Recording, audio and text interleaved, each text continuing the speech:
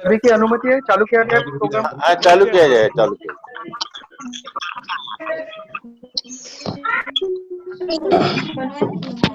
नमस्कार। बहुत चालू करना है। हाँ, चालू करो, चालू करो। Hello, mute. जय महेश, जय श्री कृष्णा। मैं डॉक्टर दिनेश भुतड़ा जूम सभागृह में आप सभी मान्यवरों का हार्दिक हार्दिक स्वागत करता हूं। परभणी जिला माहेश्वरी सभा आरोग्य समिति एवं परभणी जिला माहेश्वरी महिला संगठन स्वास्थ्य एवं पारिवारिक समिति के संयुक्त तत्वाधान से आरोग्य जागरूकता अभियान अंतर्गत कोरोना मार्गदर्शन वेबिनार का आयोजन किया गया है। आज के इस वेबिनार में मुंबई के डॉक्टर कपिल जी राठी, मुंबई के डॉक्टर विलास जी लड्डा, इनका बहुमूल्य मार्गदर्शन हमें मिलने वाला है। इस जूम वेबिनार में उद्घाटक महाराष्ट्र प्रदेश माहेश्वरी सभा के अध्यक्ष आदरणीय श्रीमान श्री किशन जी भंसाली साहब, इनका भी अलग लाभ हमें मिलने जा रहा है। इस वेबिनार में आमंत्रित प्रदेश सभा के सचिव श्रीमान मदन लाल जी मनियार, प्रदेश महिला संगठन के अध्यक्ष अनुसया जी मालू, सचिवा सुनीता जी पल्लोड, प्रदेश युवा संगठन के अध्यक्ष श्रीमान हार्दिक जी सारड़ा, प्रदेश आरोग्य समिति के सह संयोजक डॉक्टर विवेक जी नावंदर, डॉक्टर सौ इंदिरा जी मुंदड़ा और महासभा कार्यकारिणी के सदस्य ज्येष्ठ विधि तज्ञ एडवोकेट अशोक भाऊजी सोनी, थाना के जिलाध्यक्ष श्री लक्ष्मीकांत जी राठी, आप सभी का परभणी जिला माहेश्वरी सभा एवं परभणी जिला माहेश्वरी महिला संगठन की ओर से मैं स्वागत करता हूं। आपका बहुत बहुत अभिनंदन करता हूं। मेरे पास सबसे पहले भगवान महेश जी को नमन करते हुए आज इस कार्यक्रम की प्रस्तावना के लिए परभणी जिला माहेश्वरी सभा के अध्यक्ष श्रीमान पुरुषोत्तम जी धूत, इनको मैं आमंत्रित करता हूं, वे इस वेबिनार का प्रस्तावित करें। श्री पुरुषोत्तम जी धूत।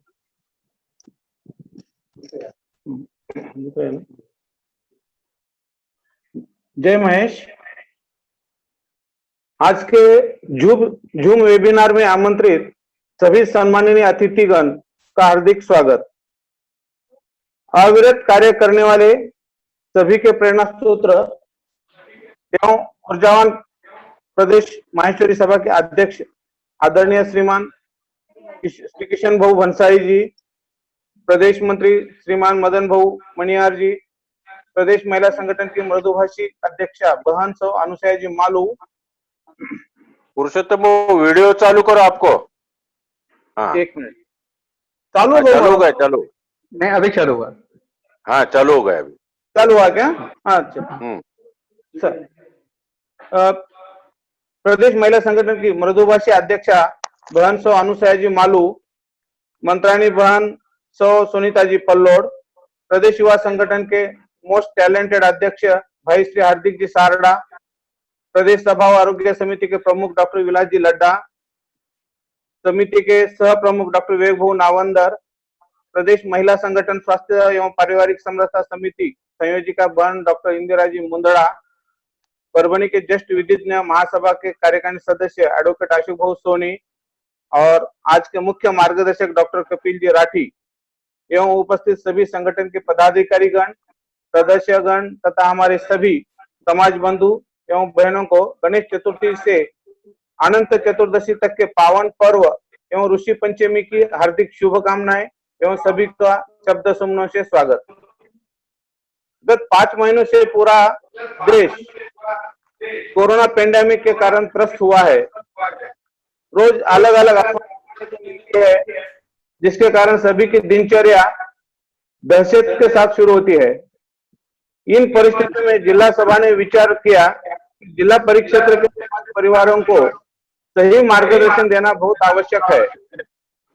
इसलिए जिला सभा आरोग्य समिति के संयोजक डॉक्टर दिनेश जी भुतड़ा एवं जिला महिला संगठन स्वास्थ्य एवं पारिवारिक समरसता समिति संयोजिका डॉक्टर अनिता जी नावंदर और जिला मंत्री श्री धीरज जी सोमानी, इनके साथ इस संदर्भ में मंत्रणा की और सभी के परामर्शानुसार तय किया गया कि जिला के माहेश्वरी बांधवों के लिए डॉक्टर कपिल जी राठी का मार्गदर्शन पर एक वेबिनार का आयोजन किया जाए।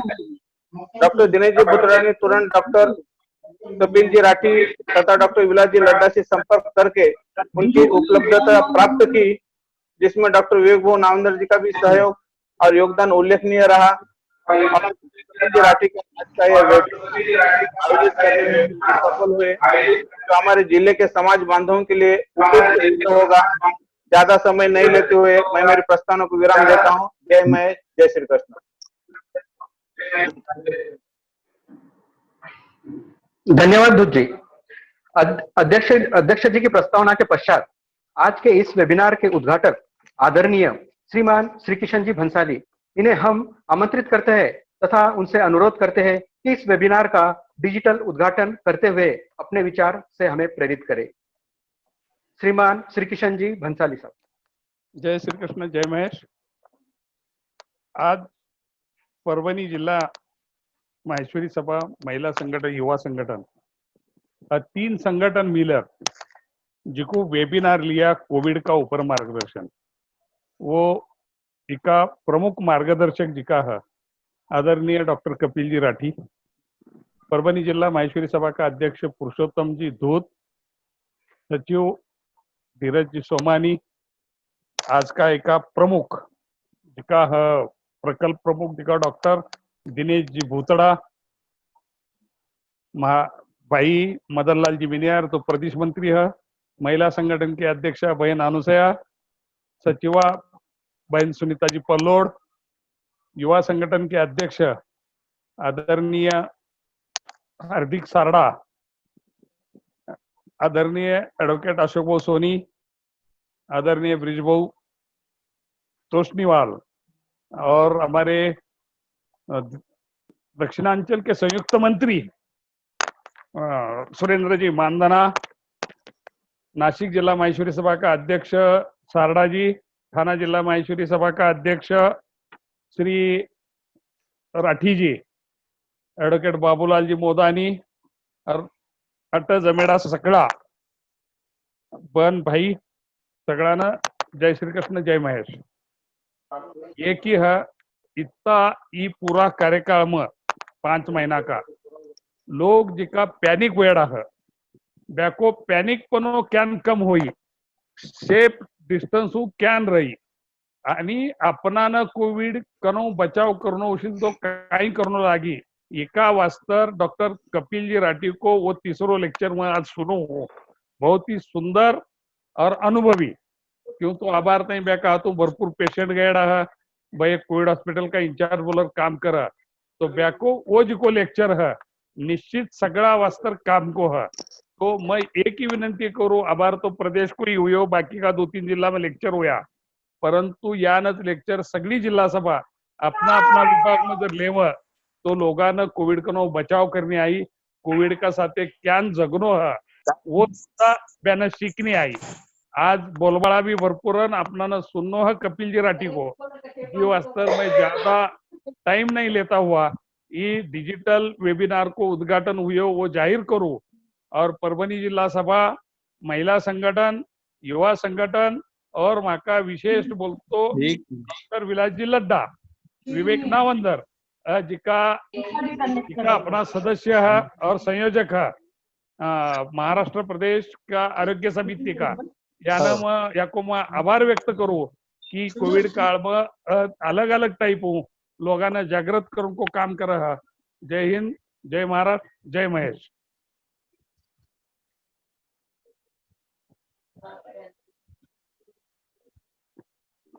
धन्यवाद बंसाली जी।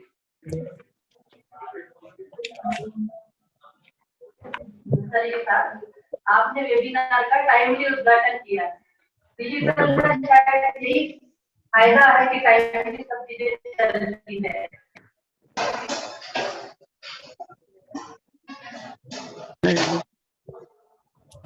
आवाज आ रही है? हाँ आ रहा है, अभी बोलिए आप। अनिता भाभी बोलिए। हाँ, धन्यवाद अध्यक्ष जी, आदरणीय श्रीमान श्री किशन जी भाई साहब। आपने टाइमली डिजिटली हमारे आज के वेबिनार का उद्घाटन किया। आवाज आ रही है आप सबको? अरे अरे हाँ आ रही भाई, बोलिए। जूम सभागृह में उपस्थित सभी सम्मानीय पदाधिकारी, स्नेही भाइयों और बहनों, मैं डॉक्टर अनीता नावंदर, परभनी जिला माहेश्वरी महिला संगठन आरोग्य समिति संयोजिका, आपको नमन एवं अभिवादन करती हूँ। सभी को गणेश उत्सव एवं ऋषि पंचमी की हार्दिक हार्दिक शुभकामनाएं। आज इस वेबिनार की शोभा बढ़ाने पधारी है हमारी प्रमुख अतिथि, महाराष्ट्र प्रदेश माहेश्वरी महिला संगठन अध्यक्षा आदरणीय सो अनुसया दीदी मालू। मीठी वाणी आपकी पहचान है, आप हम सबकी शान है एवं संगठन का सम्मान है। आपको मैं संगठन का बैकबोन कहूंगी तो भी कम नहीं होगा। गत 5 माह से आप जूम वेबिनार द्वारा संगठन का उद्बोधन कर रही है। आपका हृदय की गहराई से स्वागत। ऐसे मीत भाषिनी दीदी अनुसया जी को मैं अपने विचार प्रेषित करने आमंत्रित करती हूँ। अनुसया दीदी। धन्यवाद अनीता जी, धन्यवाद आपका। परभनी जिला बहुत बहुत अभिनंदन वंदन करते हैं। आज ऋषि पंचमी के इस पावन अवसर पर आप सभी ने इतना सुंदर प्रोग्राम रखा है। सभी सभा भाई, अच्छा जी आवाज दे। आवाज आ रही है अनीता जी? हाँ आ रही है। आ रही, बोलिए ना। आज बहुत बहुत पहले तो मैं परभनी जिला को सभी को अभिनंदन करती हूँ, वंदन करती हूँ कि इतना सुंदर प्रोग्राम आज रखा। इस बहाने सभी से बात हो रही है। सभा भाई को, मैं सभी भाई को ऋषि पंचमी के आज सभी को वंदन करते हुए प्रणाम करती हूँ कि ये सौभाग्य है कि आज इस पावन अवसर पर सभी भाई लोग से बात हो रही है। और इसमें कोरोना जैसे महामारी पर हमारे भाई बोलने कपिल जी राठी, डॉक्टर कपिल जी राठी को बुलाया गया है, जो बहुत सही, उनके उच्च विचार से सभी को प्रबोधन होने वाला है, सभी के हित की बात होने वाली है, जो बहुत जरूरी है। इस तरह उनकी सेवा पूरे महाराष्ट्र में चल रही है, जो वंदनीय है। आदरणीय कपिल भाई को महाराष्ट्र प्रदेश माहेश्वरी महिला संगठन की ओर से भी बहुत बधाई देते हैं, अभिवादन करते हुए वंदन करते हैं। साथ में आज हमारे बहना को भी, परभनी जिला की सारी बहनों को मिलने का, रूबरू होने का मौका मिला, सभी को वंदन करते हैं। बहनों, आज ऋषि पंचमी के इस पावन पर्व की आपको सभी को शुभकामनाएं प्रेषित करते हैं।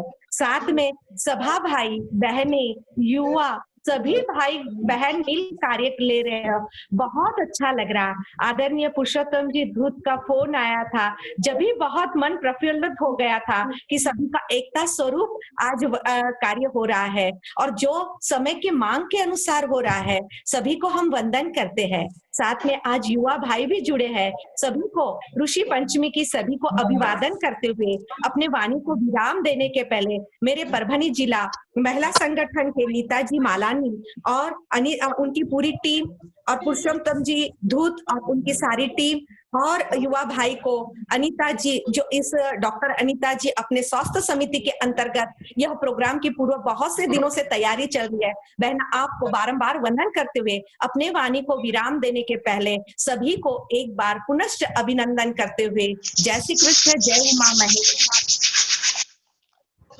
प्रदेश माहेश्वरी सभा के मंत्री आदरणीय मदन लाल जी मिनियार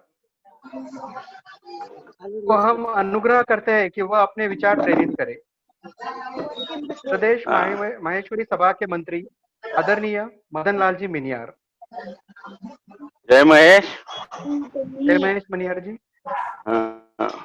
आज के इस कोविड जागरूकता वेबिनार के संयोजक और परभनी जिला के अध्यक्ष आदरणीय पुरुषोत्तम जी धूत, हमारे प्रदेश के आरोग्य समिति के मुख्य संयोजक डॉक्टर विलास जी लड्डा, आज के प्रमुख वक्ता डॉक्टर कपिल जी राठी, विवेक जी नावंदर, दक्षिणांचल के संयुक्त मंत्री आदरणीय सुरेंद्र भाऊ मांडने, अशोक भाऊ सोनी, विवेक जी नावंदर, हमारे भाई जी आशीष जी लोया तथा आज के वेबिनार में जुड़े सभी मेरे भाई बहन, आदरणीय महिला अध्यक्ष अनुसया बहन मालू, हरजीत जी सारड़ा तथा सभी पदाधिकारियों को मैं गणेश चतुर्थी की और ऋषि पंचमी की हार्दिक बधाई देता हूं।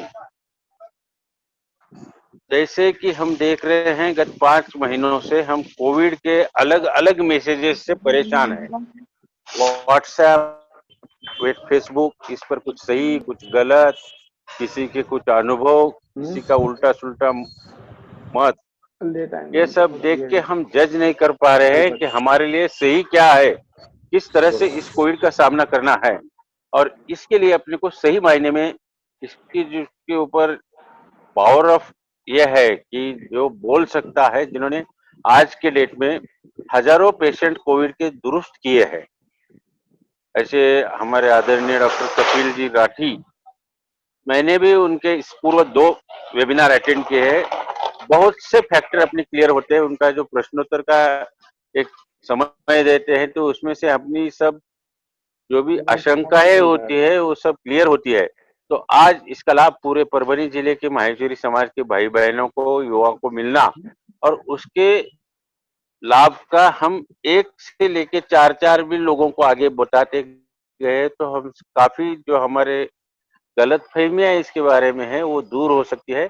इस वेबिनार के आयोजन के लिए मैं परभनी जिले का हार्दिक अभिनंदन करता हूं और डॉक्टर विलास जी लड्डा, विवेक जी नावंदर और डॉक्टर कपिल जी राठी, इन सब का अभिनंदन करते हुए इन्होंने जिम्मा उठाया है सामाजिक दायित्व बोल के कि हम हमारे पास जो नॉलेज है, जो लोग भयभीत है, कुछ गलतफहमी है, कुछ ओवर कॉन्शियस है, कुछ निग्लिजेंस कर रहे हैं, तो इन सबको सही मायने में मार्गदर्शन के लिए आपने जिम्मा उठाया है, आप समय दे रहे हो समाज के लिए, इसलिए आपका बहुत बहुत आभार व्यक्त करता हूं और प्रदेश माहेश्वरी सभा की ओर से आपको इस वेबिनार के लिए शुभकामना देते हुए मैं अपने शब्दों को विराम देता हूं। जय महेश, जय हिंद। धन्यवाद मनियार जी। बराबर। अच्छा, हाँ, आज हमारे बीच उपस्थित है सम्माननीय सुनीता दीदी पल्लोड। मैं उनके लिए 2 शब्द कहना चाहूंगी। आप महाराष्ट्र प्रदेश माहेश्वरी महिला संगठन की मंत्रानी सचिव पद पर कार्यरत हो। आप सदैव हसतमुख रहती हो, सभी को एक सूत्र में बांधकर हाथों में हाथ ले साथ चलती हो। ऐसे हमारे सुनीता दीदी को मैं शब्द सुमनों से स्वागत करती हूँ और अपने शब्द प्रेषित करने के लिए आमंत्रित करती हूँ। सुनीता दीदी पल्लोड।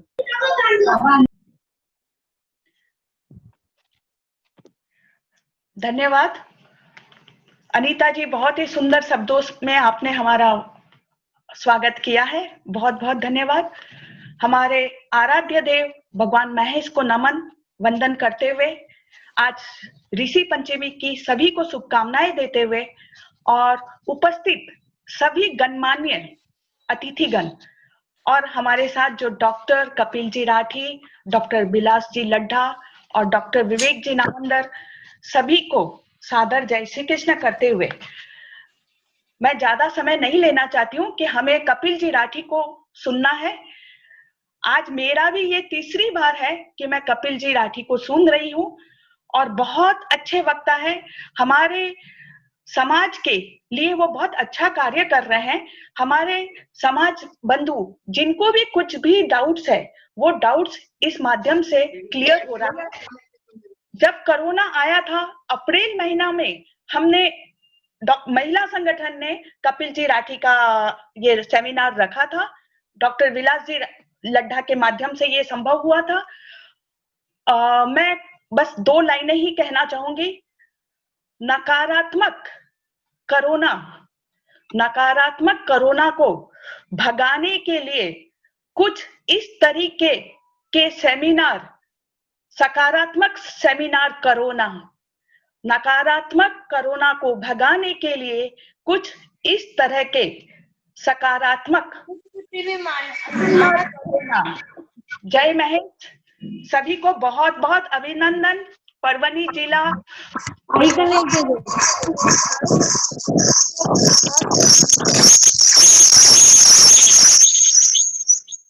वो तीखा हो रहा, आप म्यूट कर। धन्यवाद सुनीता दीदी, आपने बहुत ही सही हमको मार्गदर्शन किया है। आज हमारे साथ उपस्थित है सहयोगी बहना डॉक्टर इंदिरा जी मुंदड़ा। आप स्वास्थ्य समिति संयोजिका महाराष्ट्र प्रदेश पर कार्यरत है। आप संगठन के कार्य में अपने कार्य से ऊर्जा फैला रही है। स्वास्थ्य पर वेबिनार लेके आप निरोगी काया का मंत्र देती आ रही है। आपका हृदय की गहराई से स्वागत करती हूँ। आपको मैं आमंत्रित करती हूँ कि आप हमें संक्षेप में अपना उद्बोधन करें। श्री डॉक्टर इंदिरा जी मुंदड़ा ज्वाइन हुए। उमा महेश, आप सब लोग मुझे सुन पा रहे हैं ना? हेलो। हाँ जय। हाँ, सुन पा रहे। हाँ सुन पा रहे। परभणी जिला महेश्वरी सभा आरोग्य समिति एवं परभणी जिला महेश्वरी महिला संगठन स्वास्थ्य एवं पारिवारिक समरसता समिति के संयुक्त तत्वाधान में आयोजित आरोग्य जागरूकता अभियान के अंतर्गत कोरोना मार्गदर्शन पर यह उपयुक्त कार्यक्रम जूम वेबिनार द्वारा प्रसारित किया जा रहा है। प्रमुख वक्ता और मार्गदर्शन के रूप में उपस्थित मुंबई निवासी डॉक्टर कपिल जी राठी तथा आदरणीय डॉक्टर विलास जी लड्ढा, जो कि महाराष्ट्र प्रदेश के महेश्वरी सभा के आरोग्य समिति प्रमुख भी है, का मैं स्वागत और अभिनंदन करती हूँ। वेबिनार के उद्घाटक महाराष्ट्र प्रदेश महेश्वरी सभा के अध्यक्ष आदरणीय श्रीमान श्री किशन जी भंसाली, प्रमुख अतिथि महाराष्ट्र प्रदेश महेश्वरी सभा के सचिव आदरणीय श्रीमान मदन लाल जी मणियार, महाराष्ट्र प्रदेश महेश्वरी महिला संगठन की हमारी अध्यक्षा सम्माननीय अनसुया जी मालू, महाराष्ट्र प्रदेश युवा संगठन के अध्यक्ष आदरणीय श्रीमान हार्दिक जी सारडा, महाराष्ट्र प्रदेश महेश्वरी महिला संगठन की सचिव सम्माननीय सुनीता जी पल्लोड, दक्षिणांचल संयुक्त मंत्री श्री सुरेंद्र जी मांधानी, महासभा कार्यकारिणी सदस्य एडवोकेट श्रीमान अशोक जी सोनी, महाराष्ट्र प्रदेश महेश्वरी सभा के आरोग्य समिति के सह प्रमुख डॉक्टर विवेक जी नावंदर, आप सभी का हार्दिक स्वागत व अभिनंदन करती हूँ। साथ ही परभणी जिला महेश्वरी महिला मंडल की अध्यक्षा नीता जी मालानी, संध्या जी गग्गड़, परभणी जिला महेश्वरी सभा के आरोग्य समिति की प्रमुख डॉक्टर अनीता जी, श्री पुरुषोत्तम जी धूत, श्री धीरज जी सोमानी, डॉक्टर दिनेश जी बुतड़ा का मैं तहे दिल से अभिवादन करती हूँ और साधुवाद देती हूँ। सर्वप्रथम कोरोना के इस संकट काल में विघ्नहर्ता भगवान श्री गणेश जी का आगमन हुआ है। अनेक चरणों में कोटि कोटि प्रणाम करते हुए आप सभी भाइयों और बहनों को बप्पा के आगमन और ऋषि पंचमी पर बधाई व शुभकामनाएं प्रदान करती हूँ। रामचरितमानस में गोस्वामी तुलसीदास जी ने भगवान शंकर को विश्वास और माता पार्वती को श्रद्धा का प्रतीक बताया। शंकर और पार्वती जी के मिलन से गणेश जी उत्पन्न हुए, जो विद्या और विवेक के देवता है। अर्थात श्रद्धा और विश्वास के समय से विवेक उत्पन्न होता है। और हम जो कि महेश्वरी महिला मंडल का हमारा नारा है कि शरीर माध्यम खलु धर्म साधनम, अर्थात संसार की सारी उपलब्धियां स्वस्थ शरीर द्वारा ही प्राप्त हो सकती है। शास्त्रों में भी जीवन जीने के दो रास्ते बताए गए हैं, एक प्रेयस मार्ग है और एक श्रेयस मार्ग है। प्रेयस मार्ग का अर्थ है कि ऐसी जीवन शैली जो स्वच्छंद हो और मनमाना कार्य करती हो, जो शरीर मन और इंद्रियों को अच्छी लगती है किंतु अंत में यह स्वास्थ्य बिगाड़ती है और दुखदायी सिद्ध होती है। और प्रेयस मार्ग, श्रेयस मार्ग यानी कि जीवन में आहार विहार आचार विचार उच्चार और व्यवहार अनुशासित संतुलित और मर्यादित हो। यह जीवन शैली उत्तम स्वास्थ्य प्रदान करती है और कल्याणकारी है, जो आपको सुख संतोष और सफलता की मंजिल तक पहुंचाती है। श्रेयस या प्रेयस यह चुनने का चॉइस आपका है और यही सही चुनने के लिए विवेक चाहिए, जो भगवान श्री गणेश जी के आशीर्वाद से प्राप्त होता है। बोलिए गणपति बप्पा मोरया। पुनश्च आप सभी का अपनी वाणी का वंदन करते हुए अपनी वाणी को मैं विराम देती हूँ। जय उमा महेश, जय श्री कृष्ण। धन्यवाद doctor Indira ji Mundra.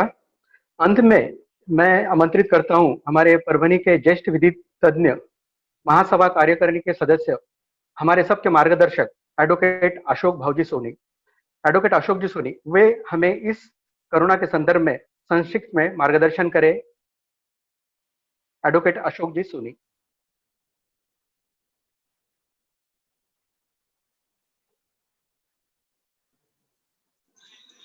Ashok Bhau, you are not audible.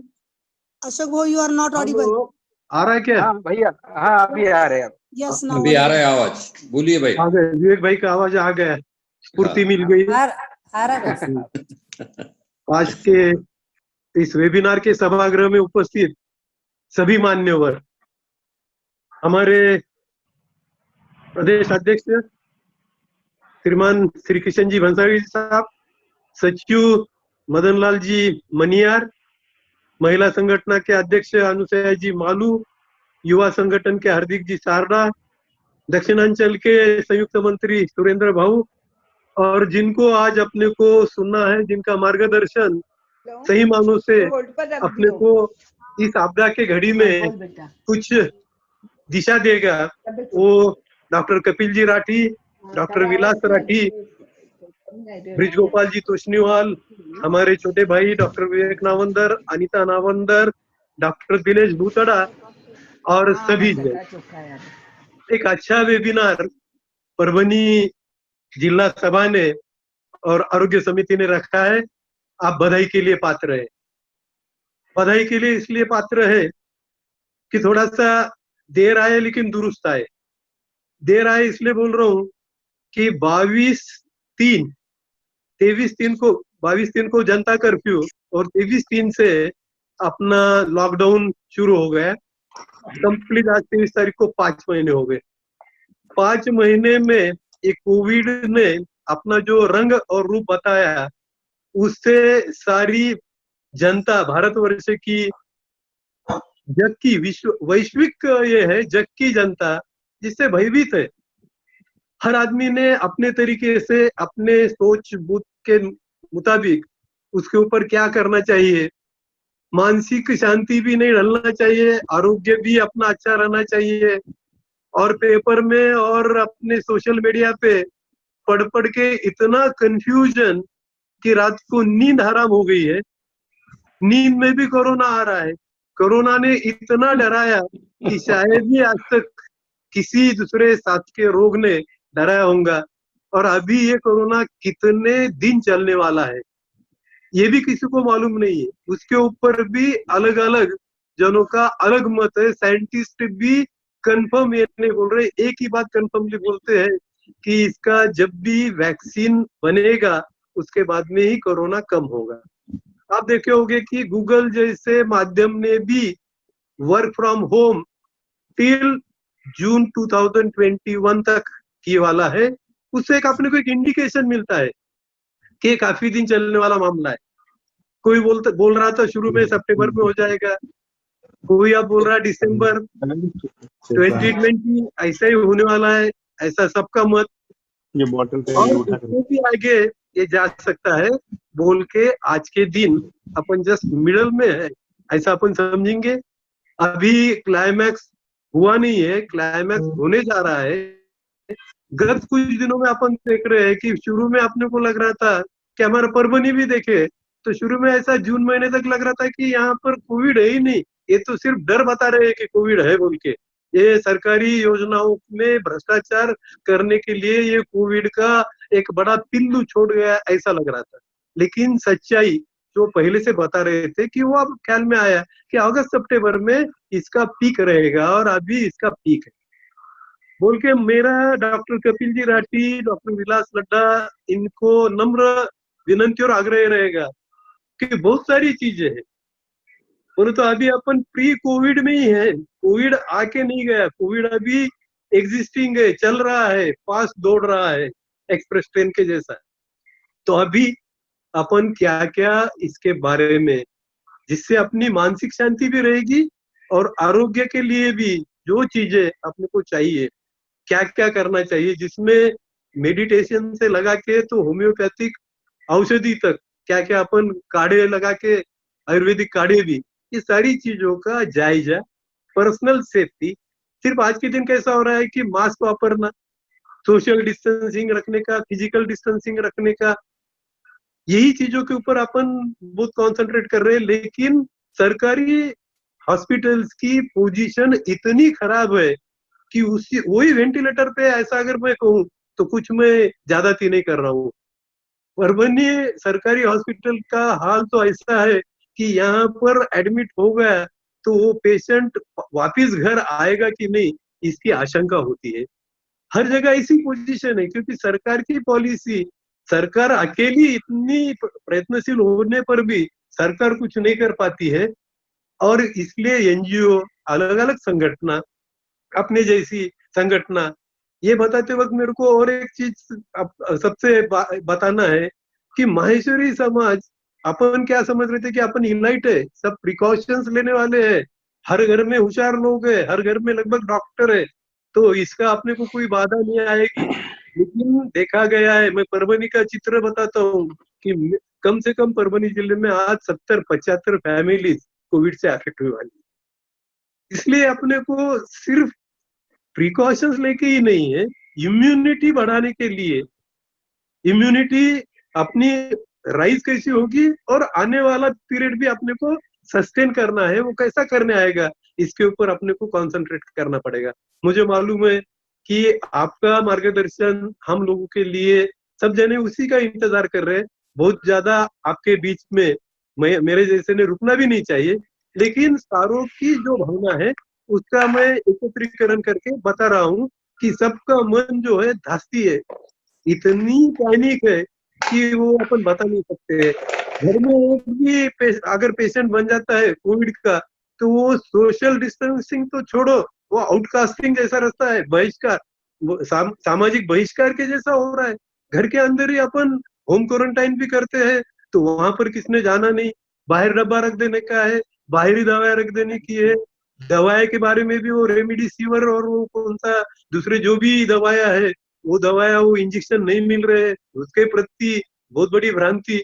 तो ये सारी चीजों के ऊपर दवाइयाँ, मन शांति के लिए जो कुछ चीजें जरूरी है वो चीजें, एक दिन भर का टाइम टेबल, क्योंकि एम्प्टी माइंड डेविल्स वर्कशॉप, तो ये सारी चीजों के ऊपर थोड़ा सा फोकस करते हुए आप हमें मार्गदर्शन करना, इतनी ही मेरी आपको विनंती है।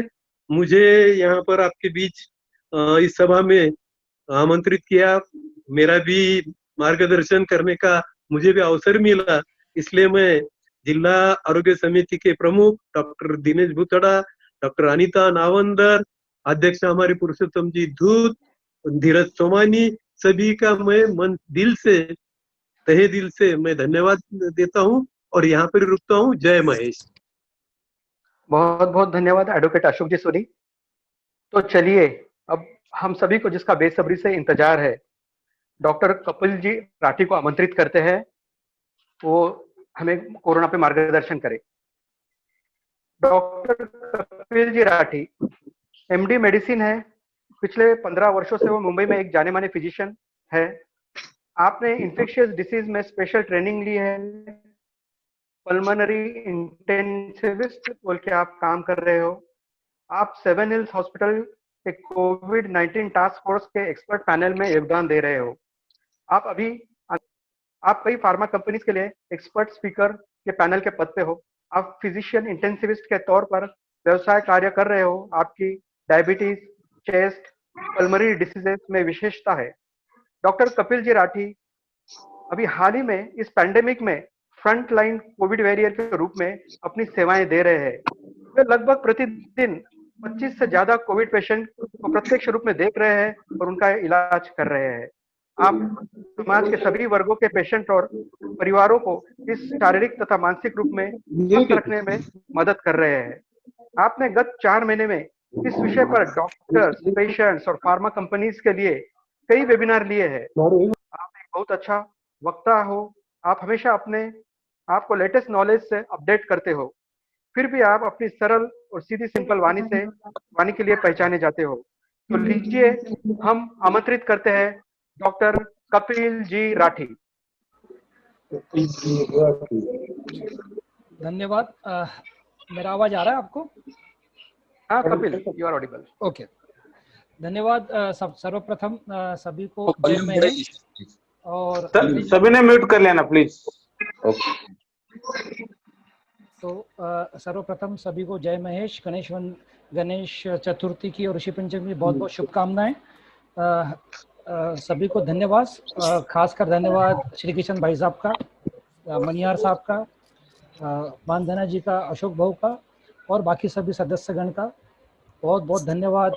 अनुसया भाभी का, इंदिरा भाभी का, सुनीता भाभी का और नीता भाभी का, और एक बार धन्यवाद विलास भाई लड्डा का और विवेक भाऊ नावंदर का, और खास करके धन्यवाद मेरे भाई जैसे मेरे परम मित्र दिनेश भुतड़ा का, जिसने मुझे इस प्रोग्राम के लिए आमंत्रित किया। और वो उनके बुलाने के पहले मैं बहुत ज़्यादा आई वॉज वेरी एक्साइटेड कि मैं आके आपके बीच में अपने कुछ विचार रखूं, जिसकी वजह से कुछ हद तक शायद आपके मन से वो जो भय है कोविड का या वो जो आतंक है जो कोविड का, वो शायद कम कर सकूं।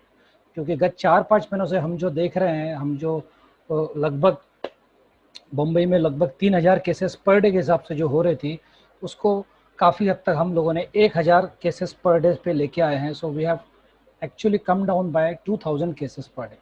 सो ये चीज़ कि कैसे हुई या किस वजह से हुई, इसके अंदर में गवर्नमेंट मशीनरी का बहुत बड़ा रोल है और बहुत हद तक का रोल है पॉलिसीज़ का, डॉक्टर का, और जो मेडिसिन जो अभी आई है। परभनी और छोटे छोटे ज़िले जो महाराष्ट्र के हैं, वहाँ पर ये केसेस अभी पीक हो रहे हैं as compare to Bombay. Bombay में एक पीक आ चुका है, अभी वो एक प्लेटो हो गया है, बट आपके ज़िले में जब केसेस है ये अभी शायद और बढ़ेगी या बढ़ रही है, और probably because of lack of proper knowledge और ट्रीटमेंट, प्रॉबेबली आपके यहाँ शायद मॉर्टेलिटी है, जिसको मारक शक्ति बोलते हैं, वो थोड़ी ज़्यादा है। बम्बई में लगभग 3 के आसपास है, 3% की बात कर रहा हूँ मैं, और शायद आपके यहाँ कितनी मुझे पता नहीं। बट इसके बारे में मैं कुछ आपको बताना चाहता हूँ, सिंपल भाषा में मैं आपको समझाऊंगा कि क्या कोविड है, हमें क्या करना चाहिए और क्या सिंपल चीज़ें जो हम कर सकते हैं, जिसके वजह से एटलीस्ट हमारा समाज, माहेश्वरी समाज, एक लोगों के लिए उदाहरण बने कि इन लोगों ने कोविड को किस तरीके से उसको हराया है, उसे पराजित किया है और उसे हैंडल किया है। आई थिंक ये बहुत इंपॉर्टेंट है। हमारा समाज खाली पैसों के लिए या बनिया बुद्धि के लिए नहीं जाना चाहिए, बल्कि अपने आप में सेहतमंद कैसे हो इसके लिए भी जानना चाहिए। तो यही हमारी कोशिश है आप सबकी और सारे प्रदेश की और सारे उन संगठनों की जिन्होंने इस कार्यक्रम को एक प्रकार का इसे रंग रूप दिया है। तो सबसे पहले मैं आपको बताना चाहता हूँ कि कोविड-19 ये बीमारी का नाम है, it is the name of disease, ये बीमारी का नाम है। इसका जो वायरस होता है, उदाहरण के तौर पे जैसे निमोनिया एक डिसीज का नाम है, लेकिन निमोनिया किस वजह से होता है, ये अलग अलग ऑर्गेनिज्म होते हैं। उसी प्रकार कोविड-19 एक बीमारी का नाम है। इसका जो बीमारी का जो वायरस है उसका नाम है SARS-CoV-2, इसको बोलते हैं। सो SARS बोले तो SARS, जिसको हम बोलते हैं सीवियर अक्यूट रेस्पिरेटरी सिंड्रोम, जो आपके श्वास नलिका और आपके फेफड़ों में जाकर बस जाता है, उसे हम बोलते हैं SARS। तो SARS-CoV-2 इस वायरस का नाम है और बीमारी का नाम है कोविड-19। इसे कोविड-19 क्यों कहते हैं? क्योंकि इसका जो फुल फॉर्म आप देखेंगे तो it is CO COVID virus disease. So उसको मिला के होता है कोविड-19 इसके लिए, क्योंकि ये 2019 के दिसंबर में चीन के एक शहर वुहान में पाया गया था, तो उसके वजह से इसका डिसीज का नाम रखा गया कोविड-19 और वायरस का नाम रखा गया नोवेल SARS-CoV-2 या SARS-CoV-2 वायरस। ये वायरस कोरोना वायरस फैमिली का है। इसके पहले भी इसका वायरस हो चुका है जिसका नाम है SARS-CoV-1, जिसके वजह से सन 2002 में सार्स करके एक वैश्विक महामारी आई थी, आपने शायद सुना होगा। पर वो महामारी लगभग 30 से 40 देशों में थी, वो ज़्यादा दूर फैल नहीं पाई।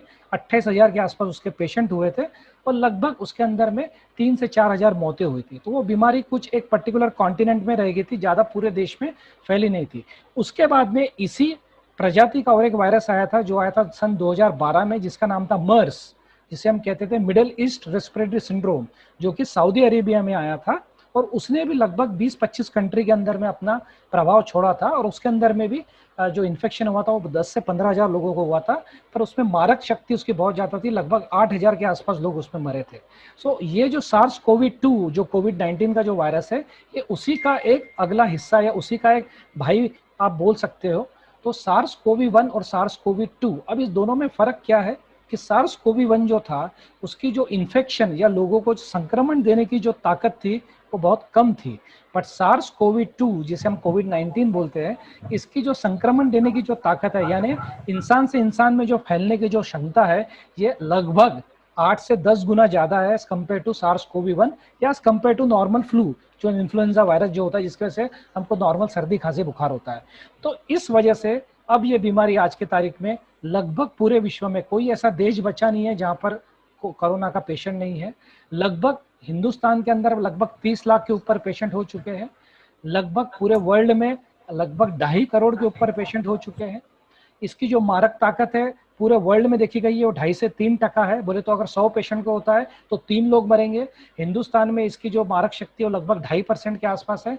हम लोग लगभग 55,000 के आसपास जाने गंवा चुके हैं इस बीमारी की वजह से अभी तक, और पूरे वर्ल्ड में आप देखोगे तो लगभग 6 लाख से 7 लाख लोगों की जान जा चुकी है। सो इसकी 2 चीजें देखना बहुत जरूरी है। जब भी कोई वायरस इन्फेक्शन आता है तो हम लोग as a doctor, as a epidemiologist, हम 2 चीजें देखते हैं। एक तो वायरस की उसकी जो फैलने की जो क्षमता है वो कितनी है, दैट इज कॉल्ड एज इन्फेक्शियसनेस, और secondly what is the case fatality rate. बोले तो अगर आपको वायरस होता है तो 100 लोगों में से कितने लोगों के अंदर में वो जान गंवाएंगे या उसकी मारक शक्ति क्या है। तो देखा गया है कि नॉर्मल फ्लू का जनरली मारक शक्ति होती है वो होती है नॉर्मली 1%, जबकि कोरोना के अंदर में इट इज अप टू 3%। तो अगर फ्लू 1 इंसान को मारेगा तो कोविड 3 इंसान को मारेगा। और अगर आप इन्फेक्शियसनेस रेट देखेंगे तो नॉर्मल फ्लू की 0.1% है, जबकि कोविड की 1% है। सो 10 गुना ज्यादा इन्फेक्शियसनेस है। इसीलिए हम सब लोग चिंतित है, इसीलिए ये सब फिजिकल डिस्टेंसिंग और सो कॉल्ड सैनिटाइजर, मास्क, ये सब कुछ चल रहा है, बिकॉज इंसानों से इंसानों में फैलने की क्षमता बहुत ज्यादा है। So it is very highly infectious. So that is why ये बहुत इंपॉर्टेंट चीज है, इसके लिए हम सबको बचना बहुत जरूरी है। अब जो सार्स कोवी-2 है, ये जो वायरस है, वायरस एक ख्याल में रखिए, वायरस एक निर्जीव वस्तु होती है। जब तक वायरस को कोई होस्ट नहीं मिलता या जब तक वायरस को कोई सेल नहीं मिलता, वायरस मल्टीप्लिकेशन नहीं हो सकता, यानी उसको आप एक तरीके से मल्टीप्लाई नहीं कर सकते। सो इसके लिए human body is the best source. इसके लिए वायरस जब अपने बॉडी में आता है, अपने सेल को यूज करके अपने आप को 1000, 10,000, लाख, करोड़ टाइम मल्टीप्लाई करता है और उसके बाद में आपको बीमारी देता है। So that is very important. So ये वायरस जो है ये आपको 3 माध्यम से आपको लग सकता है, सिंपल। एक है आपके आंखों के माध्यम से, दूसरा आपके नाक के माध्यम से, तीसरा आपके मुंह के माध्यम से। सो it can go through eyes, through inhalation नाक के माध्यम से, थ्रू इंजेक्शन बोले तो आपके मुंह के माध्यम से। इसके लिए 3 चीजों को आपको बचाना बहुत जरूरी है, और आपने देखा होगा कि ये 3 चीजों के ऊपर ही फोकस है। सो ये बहुत इंपॉर्टेंट है। ये कैसे फैलता है? ये फैलता है इन 3 माध्यम से।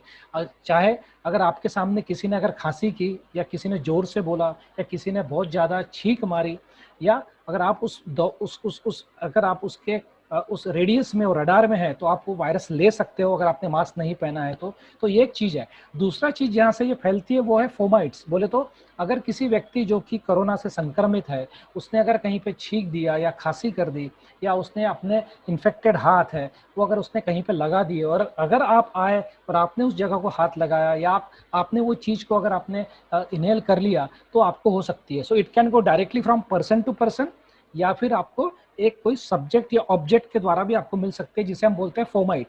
बोले तो जो संक्रमित है लेकिन आपको पता नहीं है।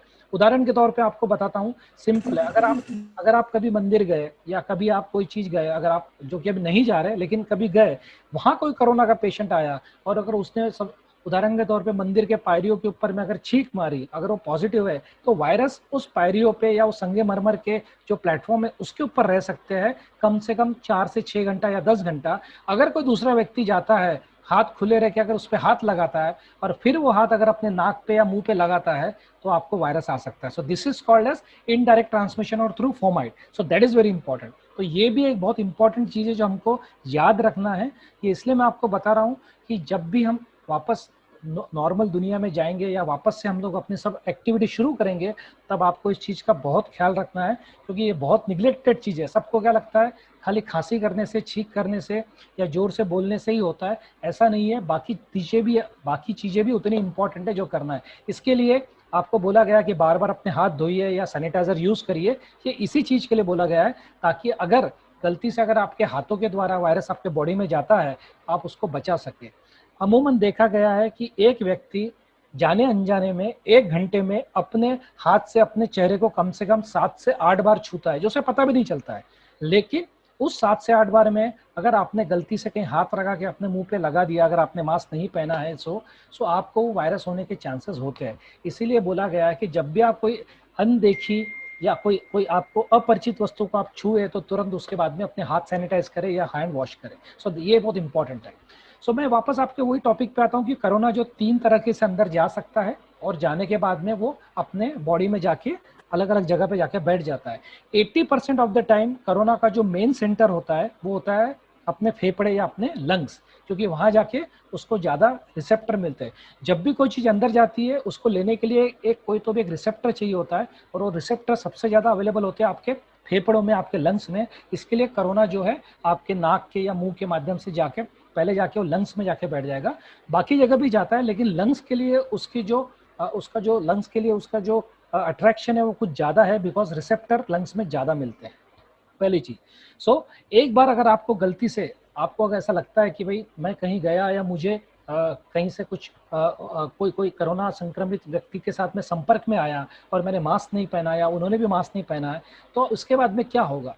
तो जनरली इसको हम इंक्यूबेशन पीरियड बोलते हैं। बोले तो जब आप कथित रूप से या जब आप शायद आपका किसी ऐसे व्यक्ति के साथ कांटेक्ट हुआ है जो कोरोना से संक्रमित है, उसके बाद से लेके आपको सिम्टम आने तक लगभग जो देखा गया है टाइम पीरियड है वो है लगभग 5 से 5.5 दिन का देखा गया है। कोरोना के लिए मैं बोल रहा हूँ, स्पेशली कोविड के लिए। सो it can range from 5 days to 10 days। सो अगले 5 से 10 दिन के अंदर में कभी भी आपको लक्षण आ सकते हैं, सिम्टम्स आ सकते हैं। एवरेज देखा गया है वो 5.5 days है, यानी 5.5 दिन है। अब ये लक्षण क्या है? लक्षण है सिंपल बुखार जो कि बहुत ज्यादा तेज नहीं है, 103 104 बहुत कम लोगों में देखा गया, नॉर्मली 100 101 102 के बीच में देखा गया है बुखार। सूखी खांसी यानी कि ड्राई कॉफ। तीसरा है सांस लेने में तकलीफ, जो कि जनरली लेट होती है, बट शॉर्टनेस ऑफ ब्रेथ जिसे हम बोलते हैं। चौथा पांचवा जो देखा गया है वो है बहुत ज्यादा कमजोरी आना, हाथ पैर में बदन में दर्द रहना, एनर्जी नहीं रखना, बोले तो बहुत ज्यादा फटीग आना। और 2-3 बहुत इंपॉर्टेंट सिम्टम है जो खाली कोविड के साथ देखे गए, वो है अपने सूंघने की शक्ति खत्म होना और अपने टेस्ट करने की शक्ति खत्म होना। ये बहुत इंपॉर्टेंट सिम्टम है जो बहुत लोगों में देखे गए हैं, हम लोग बहुत लोगों में देख रहा है। कुछ लोगों के अंदर में सादा सिंपल सरदर्द, कुछ लोगों के अंदर में हिचकी आना बार बार, कुछ लोगों के अंदर में डायरिया या पतला जुलाब, ये भी देखा गया है। सो कुल मिला के देखे गए तो 9 से 10 सिम्टम होते हैं, लक्षण होते हैं, जिसके बेसिस पे हम लोग वी कैन सस्पेक्ट या हम लोग आशंका कर सकते हैं कि शायद कोविड हुआ हो। तो ये जो सिम्टम मैं आपको बता रहा हूँ ये mostly this are the common symptom जो मैंने आपको 4-5 बताया। लेकिन हर सिम्टम, हर कोई ये चीज जिसके साथ में आता है उसे हम कोविड नहीं बोल सकते, क्योंकि बहुत सारे अलग अलग वायरसेस भी है जो ये काम कर सकते हैं। लेकिन चूंकि अभी वैश्विक महामारी चल रही है, इसीलिए हम सारे पेशेंट को कोरोना के पेशेंट मान के ही ट्रीट करते हैं। तो हम लोगों का काम है कि ये प्रूव करना कि ये कोरोना नहीं है, otherwise we take it as COVID, we take it as corona. So हम लोग कोरोना पॉजिटिव समझ के ही ट्रीट करेंगे। आपको जो भी इंस्ट्रक्शन दिए जाएंगे कोरोना पॉजिटिव समझ के दिए जाएंगे।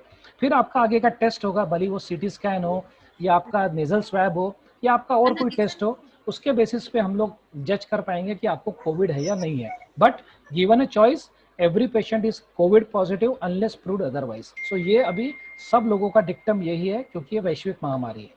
सो एक बार अगर आपको सिम्टम आ जाते हैं जो मैंने आपको बताया है, उसके बाद में आपको क्या करना है? सबसे पहले अगर जो व्यक्ति है जिसे ऐसा लगता है कि मुझे हल्का सा बदन दर्द है, सर्दी खांसी बुखार जैसे आ रहा है, सबसे पहला काम उसने ये करना है कि उसने अपने आप को घर में बाकी लोगों से आइसोलेट हो जाना है, अपने आप को अलग कर लेना है, ताकि आपको जो बीमारी है वो किसी और को ना लगे। शायद वो कोरोना ना भी हो, लेकिन उसके बावजूद भी आपको अपने आप को बाकी लोगों से, बाकी फैमिली मेंबर से आपको अलग रूम में रहना है या आपको अलग जगह पे रहना है। एक ही घर में आप रह सकते हो अगर आपके पास में अलग रूम है, अलग वॉशरूम है तो। सो ये सबसे इंपॉर्टेंट चीज है कि you have to self isolate, अपने आप को अलग कर लीजिए और उसके बाद में अपने डॉक्टर से आप अपना सलाह लेके आगे की जो टेस्ट है और आगे का जो भी ट्रीटमेंट है उसके ऊपर में हम चलेंगे। लेकिन पहला काम है उसे हमको निगलेक्ट नहीं करना है, दूसरा काम है अपने आप को आइसोलेट करना है, और तीसरा काम है कि अपने जो कोविड स्पेशलिस्ट है या जो भी आपके डॉक्टर्स हैं वहाँ पे अवेलेबल, उनसे सलाह मशवरा करके अपने आप को फिर आगे के ट्रीटमेंट में जाना। ये बहुत इंपॉर्टेंट है। हम सब ने देखा है, शायद आप लोगों ने भी देखा होगा, बाकी सब जो भी डॉक्टर साहब यहाँ पर अवेलेबल है उन्होंने भी देखा होगा कि एक मेंबर को अगर फैमिली में हुआ तो लगभग सभी मेंबर को होता है।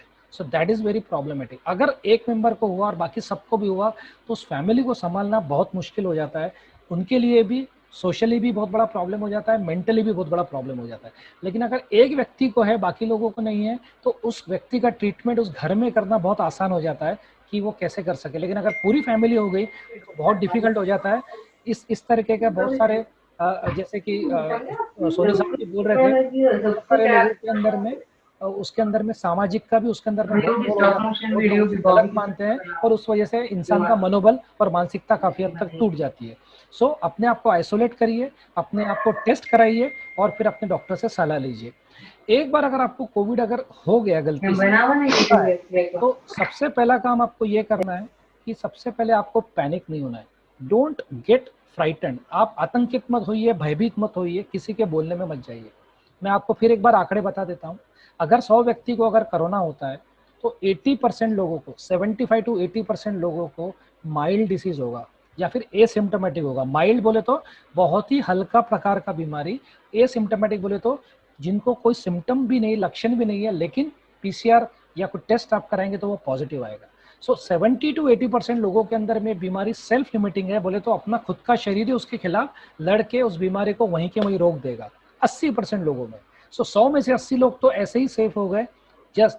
बट इस बीमारी का भय, इस बीमारी के बारे में जो गलत फहमी है, इस बीमारी के बारे में जो आतंक है वो इतना ज्यादा है कि आपको उस बीमारी के लिए वो इतना ज्यादा आगे लेके जाता है कि जहां पर आप जाके you just become panic.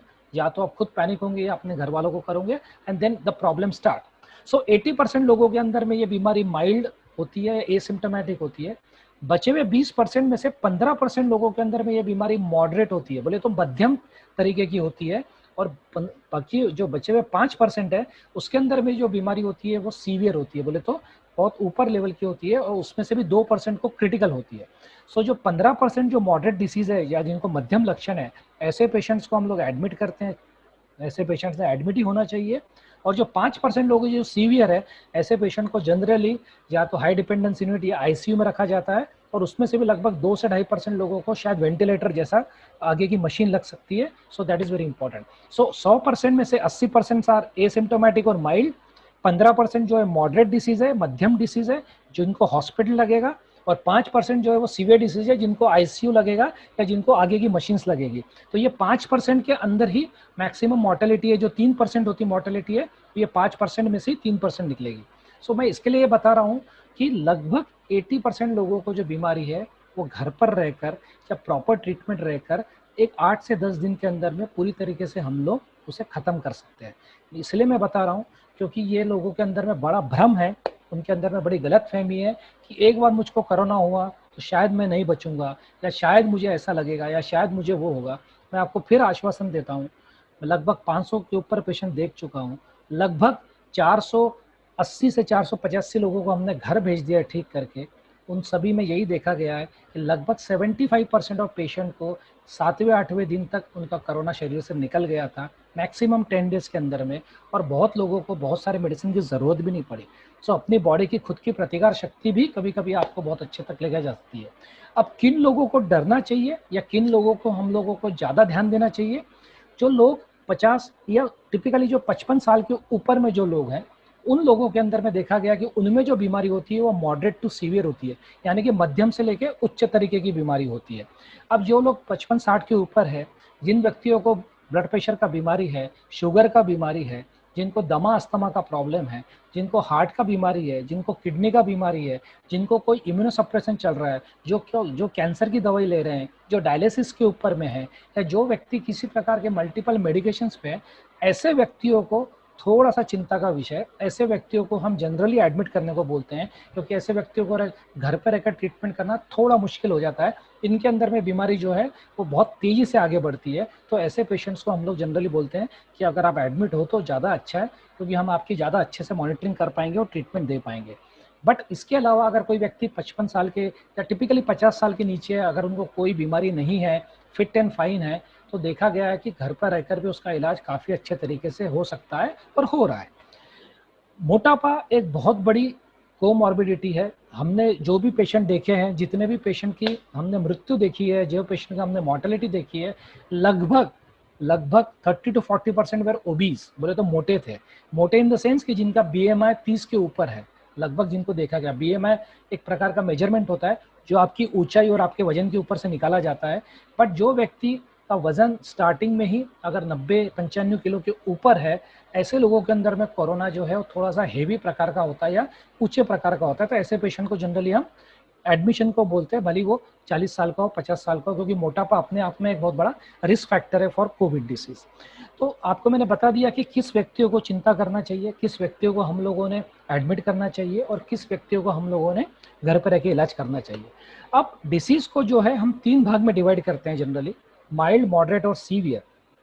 Mild जैसे मैंने आपको बताया कि शायद आपको 1 दिन का बुखार हो, शायद आपको 1 आध दिन खांसी आई हो, शायद आपको 1-2 दिन बदन दर्द हो और आपने आपका स्वैब कराया और वो पॉजिटिव आया, लेकिन बाकी आपको कोई लक्षण नहीं है, आपका ऑक्सीजन का लेवल अच्छा है, आपके सांस लेने की प्रक्रिया अच्छी है, आपका एक्सरे या CT स्कैन किया उसके अंदर में आपको कोई ज़्यादा लीजन नहीं है, तो ऐसे पेशेंट को हम माइल्ड बोलते हैं और ऐसे पेशेंट को हम जनरली घर पर रख के इलाज करते हैं। उसके बाद में मॉडरेट डिसीज जो बोलते हैं, जिसे हम थोड़ी मध्यम वर्गीय के जो डिसीज है, ये डिसीज के अंदर में ऑक्सीजन का लेवल जो है वो 94 के नीचे चले जाता है। अगर आपके पास में पल्स ऑक्सीमीटर है, जो कि अमूमन आजकल सभी के पास होता है, अगर उसके अंदर में आपका ऑक्सीजन का लेवल अगर 94 के नीचे है, अगर आपकी सांस लेने की प्रक्रिया या सांस लेने की जो गति है वो 24 के ऊपर है, अगर आपके एक्सरे में या CT स्कैन के अंदर में कहीं भी निमोनिया के दाग दिखते हैं, तो ऐसे पेशेंट को हम लोग मॉडरेट डिसीज बोलते हैं और ऐसे पेशेंट को जनरली एडमिट करना ही उसका एक अच्छा उपाय है, जहाँ पर हम लोग अच्छे से उसे इलाज कर सके और मॉनिटर कर सके।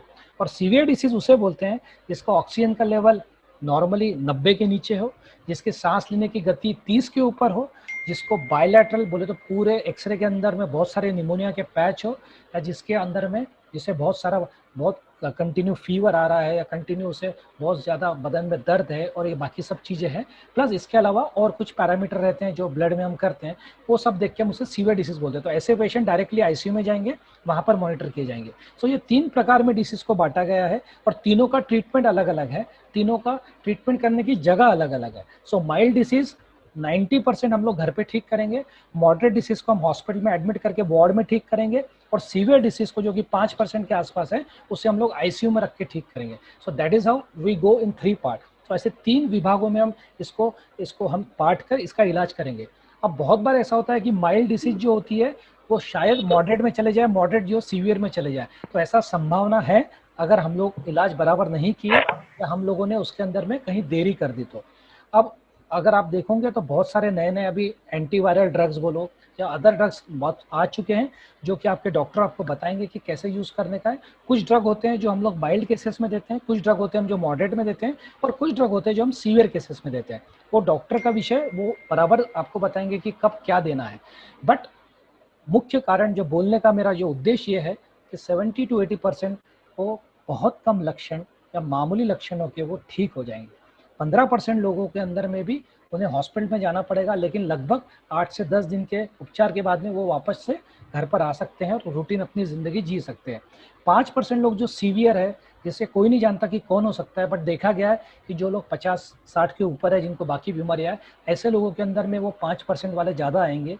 ऐसे लोगों के लिए भी हम लोग 2 से 3% लोगों को बचा के उनको वापस से घर पे ला सकते हैं। सो लगभग मॉर्टेलिटी जो देखी गई वो 3% है। तो 100 में से 3 लोगों को शायद हम नहीं बचा पाए, क्योंकि बीमारी उस प्रकार की है। कभी कभार पेशेंट की तरफ से भी देरी होती है। बहुत बार पेशेंट घरगुती इलाज करता है, अपने आसपास में इलाज करता है, कभी मेडिकल स्टोर से दवाई खाता है और हम तक आते आते काफ़ी लेट हो जाता है। तो इस बीमारी में 2-3 चीज़ें ख्याल रखना बहुत ज़रूरी है। एक तो जो पहले जैसे आपको लक्षण आते हैं उस टाइम पर अगर आप कोई डॉक्टर के पास जाके अपने आप को टेस्ट करवाए या इलाज करवाए, तो 90% ऑफ द टाइम हम लोग डिसीज को रिग्रेस कर सकते हैं या हम लोग उस डिसीज को आगे नहीं बढ़ने दे सकते। बहुत बार पेशेंट हमारे पास में, डॉक्टर साहब 5 दिन पहले बुखार आया था, खांसी हुई थी और आज मैं आ रहा हूँ, तो प्रॉबेबली आप थोड़े लेट हो गए हो उस बारे में, क्योंकि 4-5 दिन का जो पीरियड था, वो पीरियड में अगर मैं कुछ दवाई देता था तो शायद आपको आज ये स्टेज नहीं आनी पड़ती। तो टाइमिंग इज़ वेरी इंपॉर्टेंट। सो इसके अंदर में जो समय प्रणाली जो है कोविड की, ये देखना बहुत ज़रूरी है, क्योंकि जिस दिन आपको सिम्टम आता है उसको हम डे 1 पकड़ते हैं और उसके हिसाब से आगे के कैलकुलेशन चलते हैं, क्योंकि कुछ दवाइयाँ हैं जो हम पहले हफ्ते में देते हैं, कुछ दवाइयाँ हैं जो हम सेकंड हफ्ते में देते हैं। तो इसके हिसाब से जब भी आपको कोई लक्षण आए, कोई भी लक्षण आए आपको, मेरी आपको सलाह है, सेल्फ मेडिकेशन मत करिए, डॉक्टर के पास जाइए, अपना बराबर उनसे डायग्नोज करवाइए कि what you are suffering, because बहुत इंपॉर्टेंट है। मैक्सिमम देखा गया है कि जो लोग लेट हुए आने में, उन्हीं लोगों के अंदर में हम लोग कुछ नहीं कर पाए, बट जो लोग स्टार्टिंग में जल्दी आए हैं, ऐसे लोगों के अंदर में हम लोगों को बहुत अच्छा सक्सेस मिला है। ये जो मेरा 5 महीने का अनुभव है, इसके ऊपर मैं आपको बोल सकता हूँ कि लगभग 70 to 80% पेशेंट्स को हम लोगों ने अभी घर पर रख के ट्रीटमेंट कर रहे हैं। 15% लोगों को 8 से 10 दिन का हॉस्पिटल में रख के ट्रीटमेंट हुआ है और लगभग 5% में से भी 2% लोगों को हम लोग फिर से घर पर भेज पाए हैं। ये मैं आपको मेरे अनुभव पे बता रहा हूँ और आप देखेंगे तो सारे पूरे जागतिक आंकड़े भी आपको यही बताएंगे कि यही उसका पैटर्न है। इंडियंस के अंदर में, हिंदुस्तानियों के अंदर में एक प्रकार की थोड़ी सी इम्यूनिटी थोड़ी बेटर है as compare to Caucasians and European और अमेरिकन कंट्री के हिसाब से, बिकॉज हमारे यहाँ पर हमारा वातावरण ऐसा है, प्लस हमारा खान पान ऐसा है, प्लस हमारे यहाँ पे वायरसेस का इतना ज़्यादा प्रमाण है कि हम लोगों के अंदर में थोड़ी सी सेल्फ बिल्ट इम्यूनिटी, जिसे हम बोलते हैं इनेट इम्यूनिटी, वो थोड़ी सी हद तक है, जो अपने को फाइट करने में थोड़ी मदद करती है। पर इसका मतलब ये नहीं है कि वो पूरी तरह से सक्षम है। आपको अपने आप को इम्यूनिटी बढ़ाने के लिए बाकी जो तरीके हैं, तो शायद विलास भाई आपको बताएंगे, प्लस अपना अच्छा खान पान, अपना अच्छा रहन सहन और अपना प्रॉपर डायग्नोसिस और ट्रीटमेंट, ये बहुत इंपॉर्टेंट है। तो ये सब चीज़ें आपको देखना ज़रूरी है कि हमको क्या करना है, कब डॉक्टर को दिखाना है, कब क्या टेस्ट करना है, कब क्या दवाई देना है। कहीं ना कहीं ये थोड़ा सा लैकिंग हो रहा है इंटीरियर्स में एज कम्पेयर टू मुंबई। यहाँ पर हमारे लोगों के पास में, अब हम लोग 5 महीने से केसेस देख रहे हैं, तो हमको पता चलता है कि कौन से केसेस को कहाँ रखना है, क्या करना है, प्लस ट्रीटमेंट ऑप्शंस भी अवेलेबल है। शायद परभणी में या बाकी जिलों में अपने आप में थोड़ा चैलेंज होगा, बट स्टिल गुड फिजिशियन, एक सही व्यक्ति जिसे जानकारी है, वो आपको काफ़ी हद तक इस चीज़ों के बारे में आपको जानकारी देके आपको बचा सकता है। अब ये हो गया इसका कोरोना का, मैंने आपको लक्षण बता दिया, मैंने उसके कैटेगरी बता दी। ट्रीटमेंट पार्ट में मैं आपको ज़्यादा नहीं जाऊँगा, that is a medical subject. कुछ क्वेश्चंस रहेंगे तो मैं उसके आंसर जरूर करूँगा, लेकिन सबसे इम्पॉर्टेंट है कि हाउ टू प्रिवेंट इट। सबसे इम्पॉर्टेंट है कि हम इसे कैसे बचें और हम इसे क्या करना चाहिए जिसके वजह से ये कोरोना नहीं फैले। सबसे पहली बात कि जैसे गवर्नमेंट ने बताया, आप सबको पता है, व्हाट्सएप पे, सोशल मीडिया पे सब कुछ आ रहा है कि you have to keep a physical distancing. हम इसे सोशल डिस्टेंसिंग नहीं कहते हैं, वी कॉल इट, WHO ने भी इसे सोशल डिस्टेंसिंग वर्ड हटा दिया है, now it is called as physical distancing. Social distancing नहीं कर सकते because we are socially connected.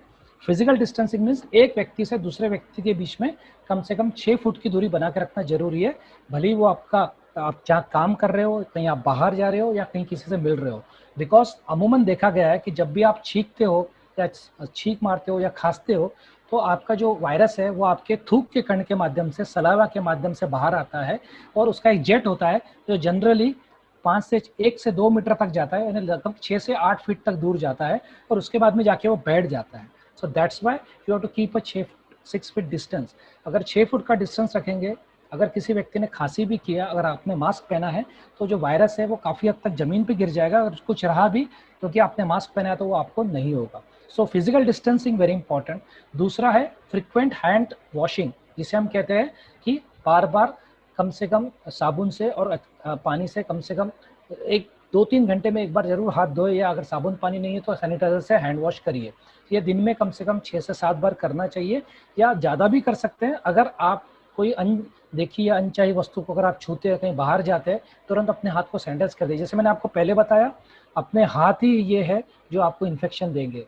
कोई आके आपके मुंह पे नहीं छींकने वाला है, उसके लिए आप तैयार है, बट आपके जो हाथ है जो कहीं भी लग सकते हैं या कहीं भी जाते हैं, वही आपको वापस इन्फेक्शन दे सकते हैं। सो हैंड वॉशिंग और sanitiser using is very important. तीसरा जो इम्पॉर्टेंट है वो है masking, that is very important. अब मास्क के ऊपर में बहुत कन्फ्यूजन है या बहुत सारी जानकारी है, मास्क के बारे में मैं आपको सिर्फ 3 चीजें बताऊंगा। 3 प्रकार के मास्क होते हैं। एक होता है क्लॉथ मास्क या कपड़े का मास्क जो हम घर पे बनाते हैं, जो जनरली आप देखते हैं कोई रुमाल बांधता है, कोई कुछ करता है। एक होता है सर्जिकल मास्क जिसे हम 3 प्ला मास्क बोलते हैं, जो कि आपने देखा होगा बहुत सारे नर्सिंग स्टाफ या डॉक्टर भी पहनते हैं। ब्लू कलर का होता है, 3 लेयर होती है, जिसे हम सर्जिकल मास्क कहते हैं। और एक होता है रेस्पिरेटर मास्क जिसे हम N95 कहते हैं या N99, उसके ऊपर का मास्क होता है। सो ये तीनों मास्क बहुत इंपॉर्टेंट है। कोरोना के लिए सिंपल होममेड क्लॉथ मास्क भी बहुत जरूरी है, यह उतना ही इफेक्टिव है जितना कि आप अगर सर्जिकल मास्क लेंगे। क्लॉथ मास्क के अंदर में अगर आप घर पे मास्क बनाना चाहते हैं तो 2-3 चीजें आप ख्याल में रखिए। उसको 3 लेयर में आपको बनाना है। अगर आप उसको सीते हो तो 3 लेयर में सीजिए, तो 3 बार कपड़ा डालिए, प्रेफरेबली 2 कॉटन का और 1 नायलॉन का, या 2 कॉटन का 1 शिफॉन का, या 2 कॉटन का 1 इसका कोई भी दूसरा जो आपका शिफॉन या टेरिकॉट ऐसा होता है, ऐसे को 3 रोल करके आप उसको घर में बना सकते हैं। That mask is equally effective as surgical mask, जो कि जो सर्जिकल मास्क जो मिलता है मार्केट में 7-8 रुपए का जो आता है ब्लू कलर का जिसे हम पहनते हैं, उस मास्क में और होममेड मास्क में लगभग कोई फर्क नहीं है अगर आपने इस तरीके से बनाया तो। सबसे इंपॉर्टेंट है कि मास्क को कैसे पहने। मास्क में आपको कम से कम नाक का आधा हिस्सा, मुंह का पूरा हिस्सा और ये चिन, ये पूरा कवर होना चाहिए। इतना हिस्सा आपका कवर होगा तभी वो राइट टेक्निक है मास्क की। दूसरा, मास्क पहनने के बाद में 2-3 बार फू करके हवा मारिए, देखिए कहीं से हवा लीक तो नहीं हो रही है।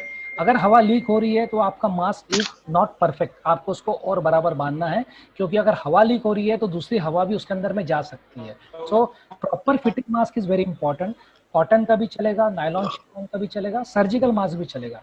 N95 या रेस्पिरेटर मास्क जो होता है, जो FF1 FF2 हम जो बोलते हैं, वो खाली डॉक्टर लोगों के लिए होता है या हेल्थ केयर वर्कर के लिए होता है, या उनके लिए होता है जो कि इस कोविड की बीमारी में प्रत्यक्ष या अप्रत्यक्ष रूप से जुड़े हुए हैं, या सफाई कर्मचारी, पुलिस कर्मचारी, या फिर आपके health care worker, paramedical staff या डॉक्टर, इनके लिए N95 है। और रूटीन पब्लिक के लिए N95 की जरूरत नहीं है। तो जो व्यक्ति हाई रिस्क जोन में है या हाई एंडेमिक जोन में, उनके लिए N95 मास्क होता है, और बाकी लोगों के लिए नॉर्मल सर्जिकल मास्क और कॉटन मास्क।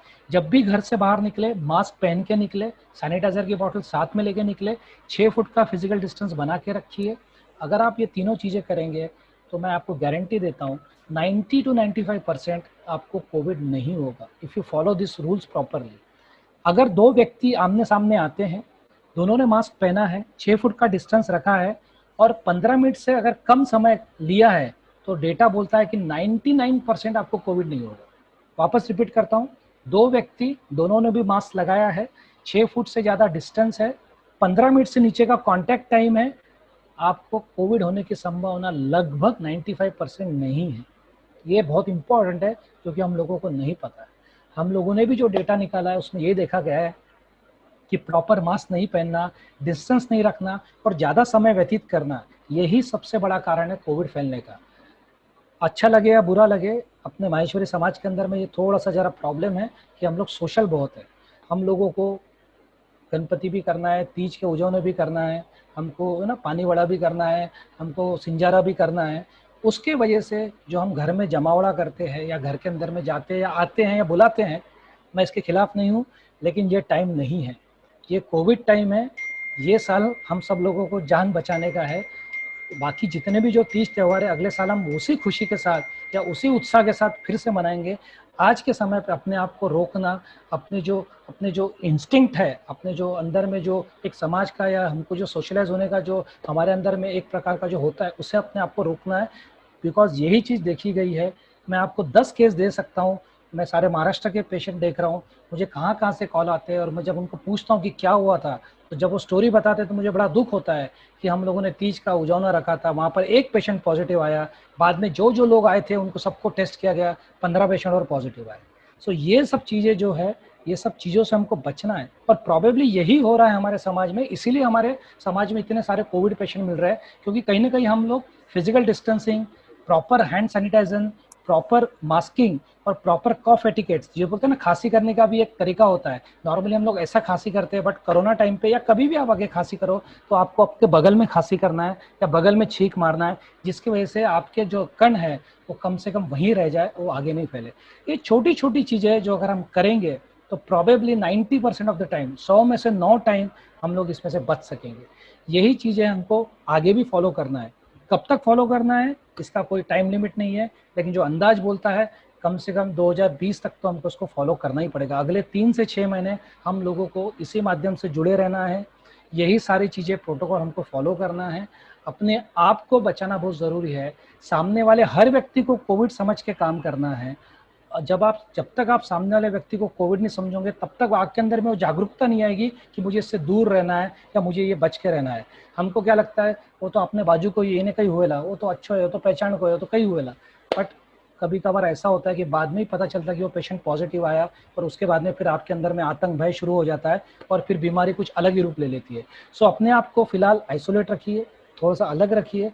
आप फोन पे बात करिए, आप समाचार लीजिए, आप सब करिए, but maintain a proper distance, proper masking, proper hand hygiene, proper cough etiquettes. ये 3-4 चीज़ आप बराबर करेंगे, प्रॉबेबली हम काफ़ी हद तक कोरोना पे विजय पा सकते हैं। और उसके बावजूद भी अगर खुदा न खास्ता हमको हो गया तो उसके अंदर में भी बताया कि 80% टाइम पे बीमारी माइल्ड रहेगी, जो कि सेल्फ लिमिटिंग है, 5 से 7 दिन या मैक्सिमम 10 दिन के अंदर में।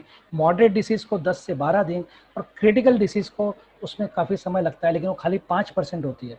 सो लगभग majority of the patient will get soon और get back well within 10 to 12 days. 2 हफ्ते का पूरा कोर्स होता है जिसके अंदर में आप वापस से लगभग नॉर्मल आ जाते हैं। सो यही मैं चीज़ आपको बोलना चाहता हूँ कि इससे भयभीत न होइए, इतना आतंकित मत होइए। सिंपल चीज़ें आप घर पे करिए, आप घर के सारे उपचार करिए। आप काढ़ा पीजिए, आप स्टीम लीजिए, आपको अगर एक्सरसाइज करना है, योगा करना है, प्राणायाम करना है, आपको और कुछ थेरेपी करना है, आप सब करिए। आपको सब चीज़ों की छूट है, हम किसी में मनाही नहीं करते। लेकिन जो प्रोटोकॉल है फिजिकल डिस्टेंसिंग का, हैंड हाइजीन का, प्रॉपर मास्किंग का, कॉफ एटिकेट्स का, प्लस कैसा है सकारात्मक सोच, positivity, positive mindset, good sleep, ये सारी चीज़ें आपकी इम्यूनिटी बढ़ाएगी। ये सारी चीज़ें आपको कोरोना को रोकने में काफ़ी हद तक सक्षम रहेगी। तो इन सब चीज़ों के साथ में इससे ज़्यादा मैं इसके ऊपर और ज़्यादा नहीं बोलना चाहता हूँ कि इसमें क्या है, आपको मैंने सब बता दिया है। ट्रीटमेंट पार्ट में ज़्यादा नहीं बता रहा हूँ क्योंकि वो थोड़ा टेक्निकल पार्ट है। कुछ क्वेश्चंस आए तो मैं ज़रूर उसके ऊपर मैं आंसर करूँगा, बट बाकी सब चीज़ें जो बेसिक चीज़ है जिसकी वजह को हमको समझना है और जिसको लेके हमको आगे बढ़ना है प्रॉबेबली अगले 3 से 6 महीने तक, वो यही चीज़ें जो मैं आपको बताना चाहता हूँ। 2 चीज़ें और मैं बोलना चाहता हूँ उसके पहले कि मैं अपने आप को रोकूँ। एक है कि लोग मुझे पूछते हैं डॉक्टर साहब वैक्सीन कब आएगी, तो मैं आपको बता देता हूँ Indian vaccine Covaxin Bharat biotech की एक फाइनल स्टेज में है, फेज 3 में है। प्रॉबेबली नवंबर एंड या दिसंबर एंड तक आ जाएगी। प्लस 2 और वैक्सीन है, जो मॉडर्ना वैक्सीन है और जो ऑक्सफोर्ड वैक्सीन है, जो हमारे यहाँ पुणे में सीरम इंस्टीट्यूट के थ्रू बन रही है, वो भी लगभग फेज 3 ट्रायल में है। तो प्रॉबेबली नवंबर दिसंबर तक आएगी। तो जनवरी के अंदर में काफ़ी हद तक हम लोग क्लियर हो जाएंगे या जनवरी में प्रॉबेबली सबको वैक्सीन मिलेगी, ऐसा मेरा अनुमान है। मैं 100% नहीं बोलता हूँ, लेकिन जो भी डेटा हमारे पास है वो बोल रहा है कि दिसंबर जनवरी तक 3 से 4 वैक्सीन आने की संभावना है। तब तक हम लोगों को इस लड़ाई में ऐसे ही डटे रहना है, आपको, मुझको, हम सभी को, और वो सभी नियमों का पालन करना है जो कि बताए गए हैं। यही बोल के मैं अपने आप को रोकता हूँ। धन्यवाद, थैंक यू। बहुत बहुत धन्यवाद डॉक्टर कपिल जी राठी। आपने बहुत ही सरल भाषा में कोरोना के साथ कैसे लड़ना है, कोरोना क्या है, कोरोना से कैसे बचना है, इसके बारे में जानकारी दी। काफी लोगों ने काफी सवाल भी पूछे हैं और मैं सभी से अपील करता हूँ आपके जो भी सवाल है आप चैट बॉक्स में डालिए। इस कार्यक्रम के अंत में कपिल जी आपको सभी सवालों के जवाब देंगे। क्वेश्चन आंसर पैनल पे रहेंगे डॉक्टर कपिल जी राठी, डॉक्टर विवेक जी नावंदर, मैं खुद और डॉक्टर विलास जी लड्डा। अब हम कार्यक्रम की ओर आगे बढ़ते हैं। अब मैं आमंत्रित करता हूँ डॉक्टर विलास जी लड्डा, जो हमें इम्यूनिटी बूस्ट के बारे में या आयुर्वेदिक योगा के माध्यम से इम्यूनिटी को कैसे बढ़ाया जाए इसके बारे में हमें मार्गदर्शन करेंगे। डॉक्टर विलास जी लड्डा। डॉक्टर विलास जी लड्डा ये BMS आयुर्वेदिक डॉक्टर है। इन्होंने डिप्लोमा इन योगा किया है और आयुर्वेदिक तथा फैमिली फिजिशियन के रूप में पिछले 28 सालों से डोंबिवली में काम कर रहे हैं। आप मुंबई तथा आसपास के सभी जगहों पर सामाजिक गतिविधियों के साथ संलग्न हैं। आप एक चैरिटेबल ट्रस्ट दीर्घायु फाउंडेशन भी चलाते हैं। सद्भावना मंच डोंबिवली के आरोग्य समिति के अध्यक्ष भी है। आप महाराष्ट्र प्रदेश माहेश्वरी सभा एवं अखिल भारत वर्षीय माहेश्वरी सभा आरोग्य समिति के संयोजक भी है। ठाणे जिला माहेश्वरी सभा के जनसंपर्क मंत्री भी है। पिछले 25 वर्षों में आप हर गुरुवार को प्रजापति ब्रह्मकुमारी के डोंबिवली सेंटर पर मुफ्त OPD के साथ मुफ्त वैद्यकीय सेवा भी प्रदान कर रहे हैं। आप योग विद्या ध्यान के गुण संपन्न क्वालिफाइड अध्यापक के रूप में योगा और प्राणायाम की सेवा प्रदान करते हैं। आप नीमा अर्थात नेशनल इंटीग्रेटेड मेडिकल एसोसिएशन से भी संबंधित है। आपने अब तक 50 से ज्यादा मेडिको सोशल विषय पर प्रेजेंटेशन दिए हैं। वर्तमान में कोविड पेशेंट के लिए काउंसलिंग का कार्य कर रहे हैं। आप बॉलीवुड डॉक्टर इस नाम से भी परिचित हो। आपके कई बॉलीवुड एक्टर के साथ अच्छे संबंध है। आप उन्हीं के भी कंसल्टेंट हो। मैं आमंत्रित करता हूं डॉक्टर विलास जी लड्डा। धन्यवाद दिनेश जी। मैं ऑडिबल हूँ दिनेश जी? या बहुत अच्छी, आप ऑडिबल है। बहुत बहुत धन्यवाद। सर्वप्रथम भगवान गणेश जी को वंदन करते हुए महाराष्ट्र प्रदेश एवं परभनी जिला के सभी पदाधिकारियों को जय महेश।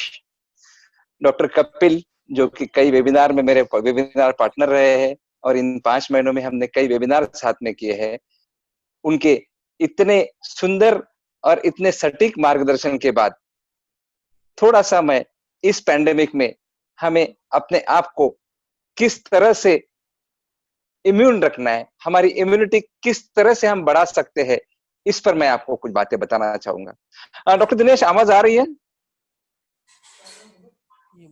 हाँ डॉक्टर दिनेश आ रही है। चलो धन्यवाद। हाँ, सबसे पहले मैं कुछ बताना चाहूंगा योगा और प्राणायाम के विषय में। योगा प्राणायाम आज की तारीख में सबसे अच्छी चीज है जिसके कारण हम अपने आप की इम्यूनिटी बढ़ा सकते हैं। स्पेशली कपालभाति, भ्रामरी प्राणायाम, जिससे हम हमारे श्वसन के कुछ प्राणायाम बताए गए हैं, कुछ हम आसानी से सीख सकते हैं।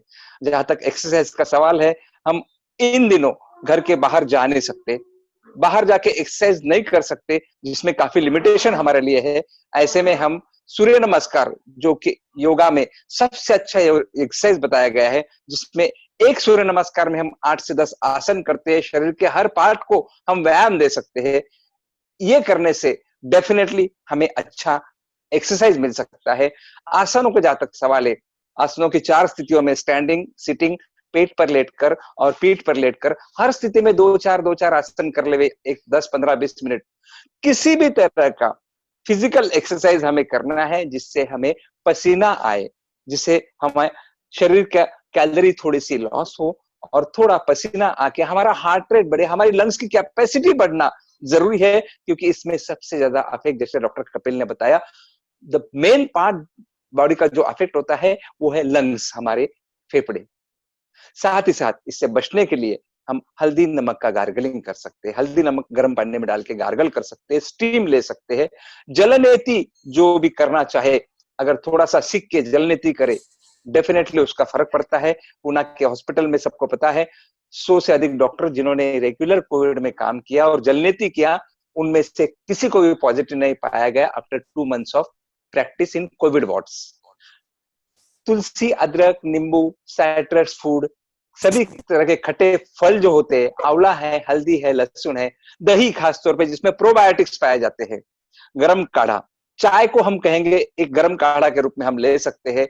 लेकिन एक बात जरूर बताना चाहूंगा, आजकल थोड़ा सा उल्टा हो रहा है। गरम काढ़ा और इन चीजों का ज्यादती होने से कई लोग मुंह में छाले लेकर भी आ रहे हैं।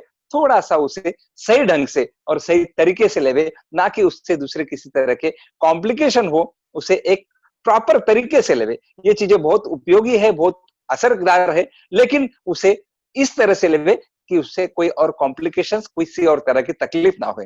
अच्छा हेल्दी खाना खा ले, उपवास हो सके तब तक ना करे, क्योंकि remember one thing very well, food plays very important role in boosting our immunity.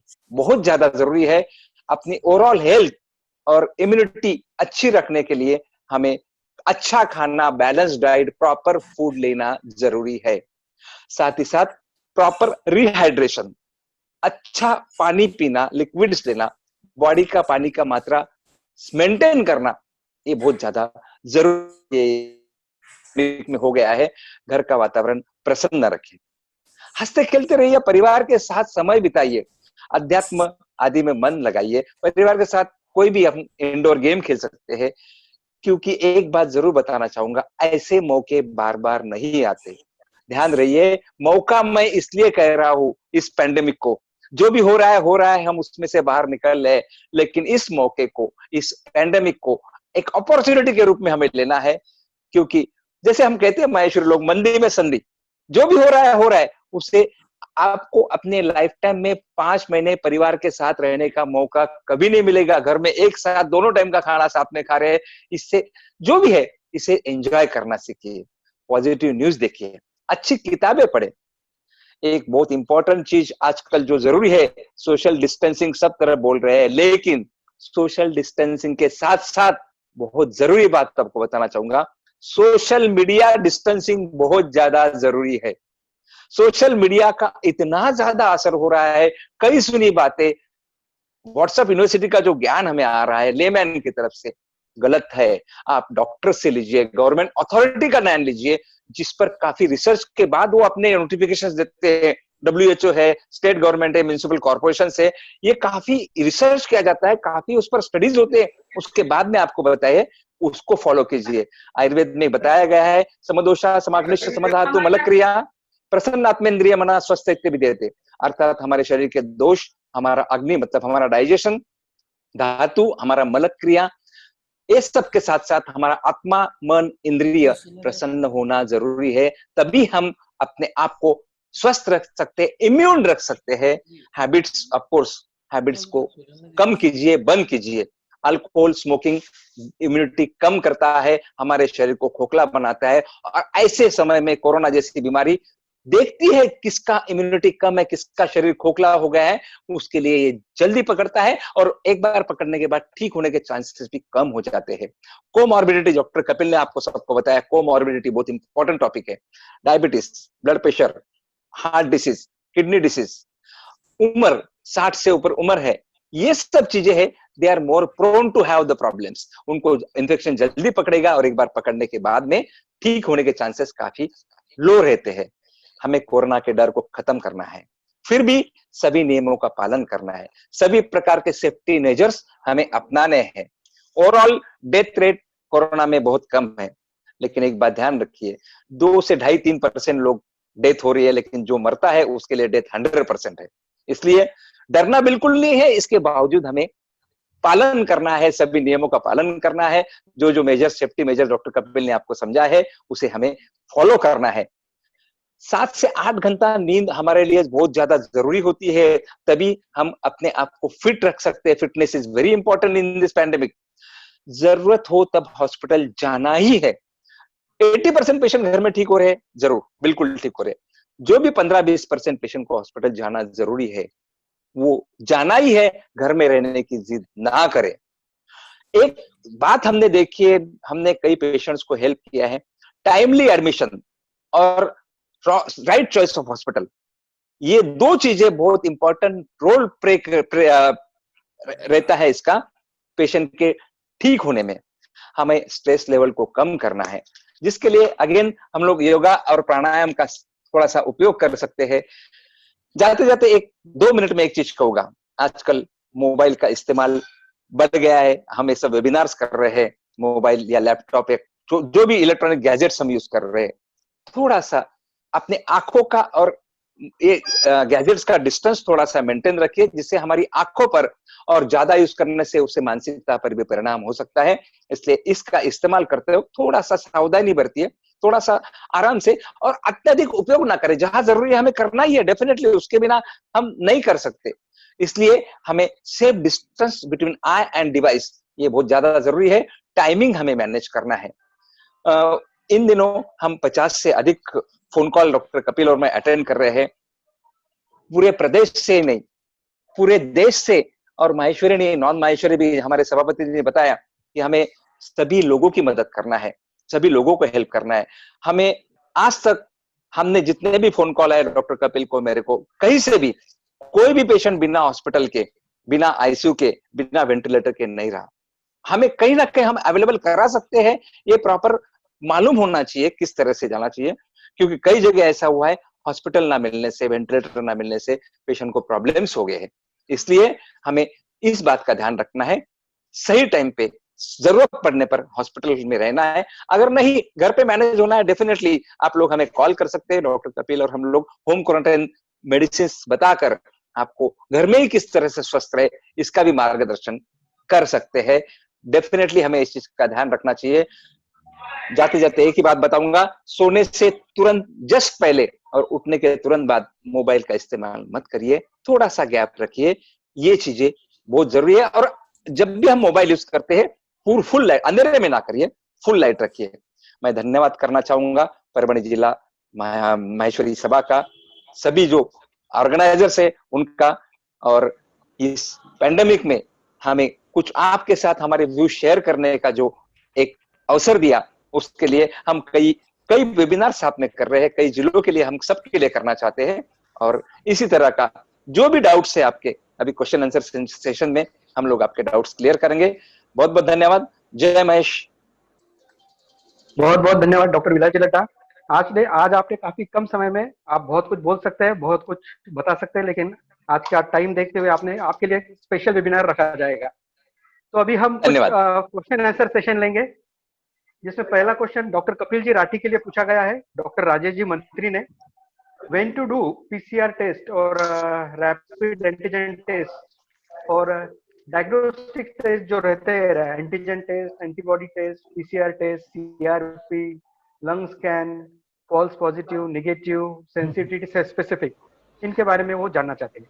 Okay, doctor Kapil ji Rathi. तो ये एक क्वेश्चन, मेरा आवाज आ रहा है आपको? यस, ओके, आ रहा। तो ये अपने आप में 1 घंटे का सेशन हो जाएगा। ये जो आपने जितने सवाल मुझे पूछे, तो भी I will try to be very precise. RT-PCR जो test, when to do PCR test? Yeah, so PCR test is a gold standard, जिसे हम लोग बोलते हैं कि भाई ये सबसे आपका फाइनल टेस्ट है। जनरली ये पहले 5 से 7 दिन के अंदर में इसके सेंसिटिविटी अच्छी रहती है। मैं आपको फिर एक बार बता दूं, PCR की सेंसिटिविटी इज ओनली 70%। बोलने का मतलब कैसा है कि अगर हम 10 व्यक्तियों का PCR करेंगे स्वैब से, तो 7 लोग पॉजिटिव आएंगे, 3 लोग निगेटिव भी आएंगे, बावजूद इसके कि उनको कोरोना है। So 70% is the best possible sensitivity. 30% is a false negativity, जिसे हम बोलते हैं कि होने के बावजूद भी नहीं आना। लेकिन अगर हम बराबर समय पे करें, लाइक पहले 5 से 7 दिन के अंदर में जहां से आपको सिम्टम आए हैं, preferably with in 5 days of the symptom, तो आपकी पीसीआर की जो यील्ड है या उसकी जो शक्ति है वो बढ़ जाती है। अगर आपको पहले स्वैब के अंदर में अगर आपका रिपोर्ट नेगेटिव आता है, लेकिन आपको बाकी फीचर्स कोविड के दिखते हैं, तो रिपीट सैंपल आफ्टर 48 आवर्स, 2 दिन बाद वापस सेकंड सैंपल करिए। आपकी यील्ड जो है, आपकी जो प्रोडक्टिविटी है वो 90% हो जाएगी। और प्रोबेबली अगर आपको दूसरे में भी नहीं आया, तीसरा करेंगे तो प्रोबेबली 100% आ जाएगा।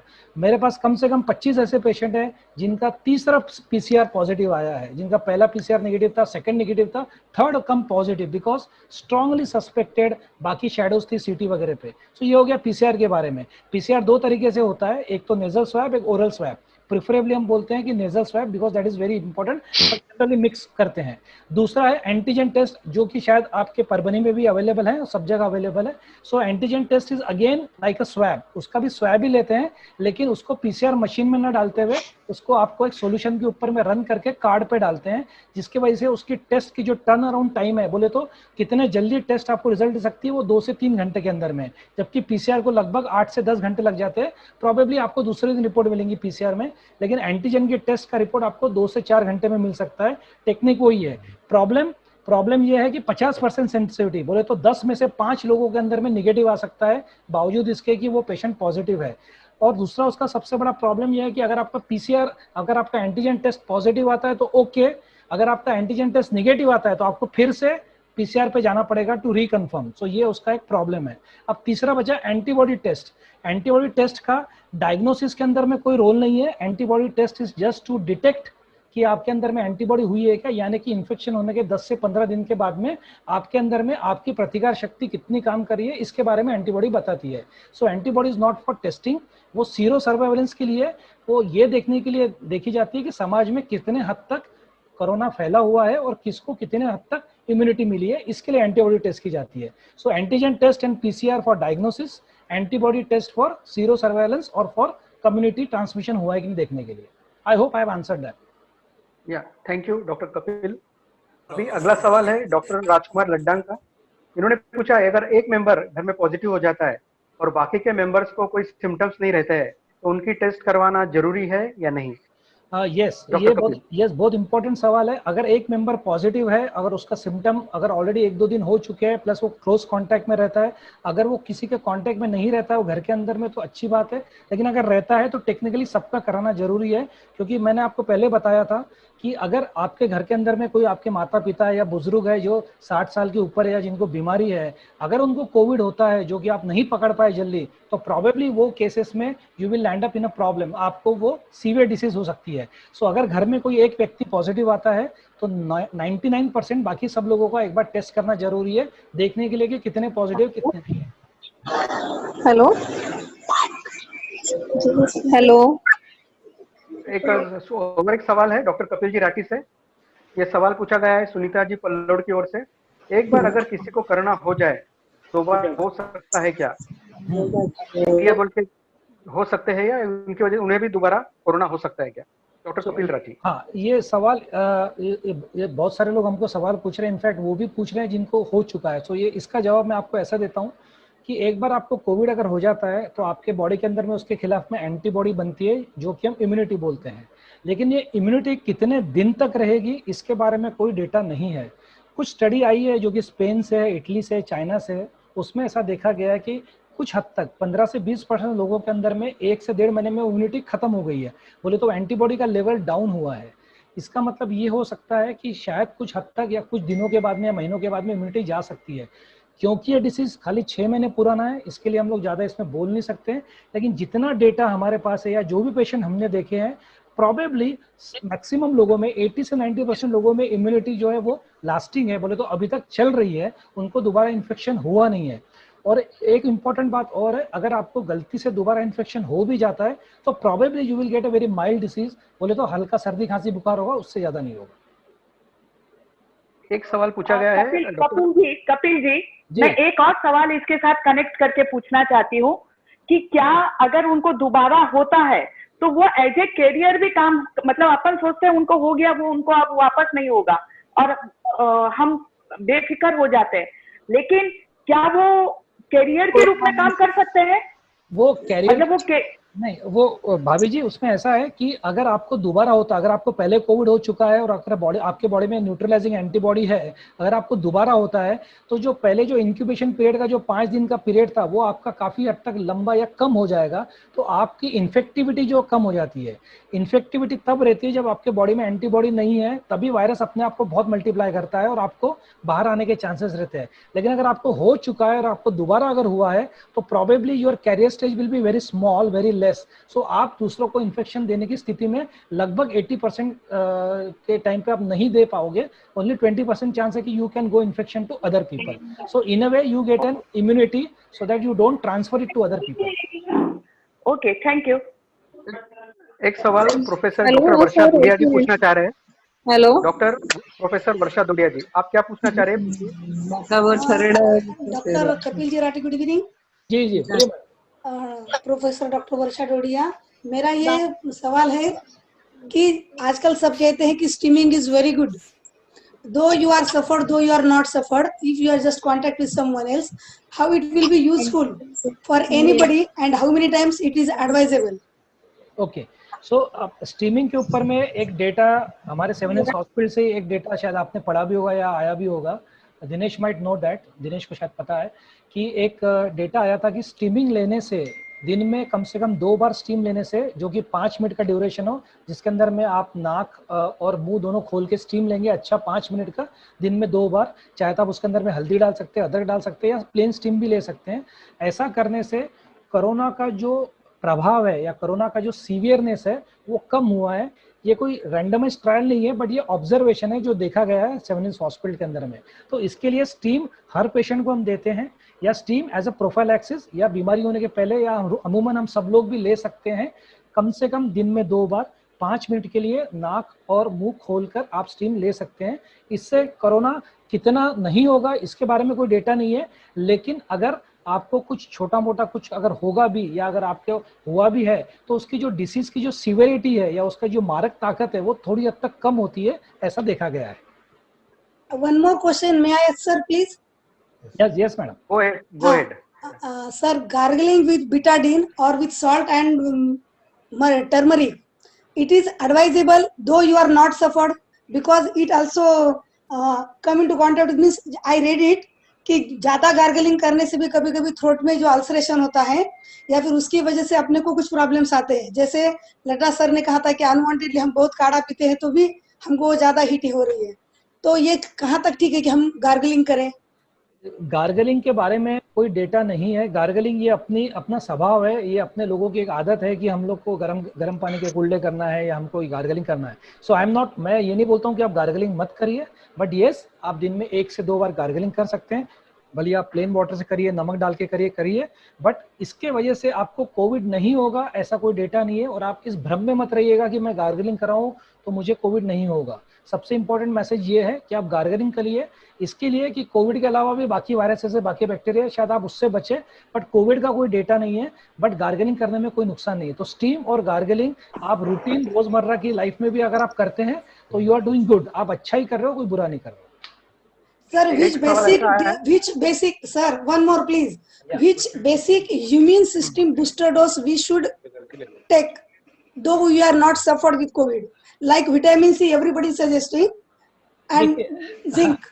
जिंक और विटामिन डी आप सब लोग ले सकते हैं, बिकॉज ये आपके बी सेल को या आपके बॉडी के अंदर के जो सोल्जर्स आपके जो होते हैं, टी सेल्स, बी सेल, उसको जाके थोड़ी शक्ति देते हैं।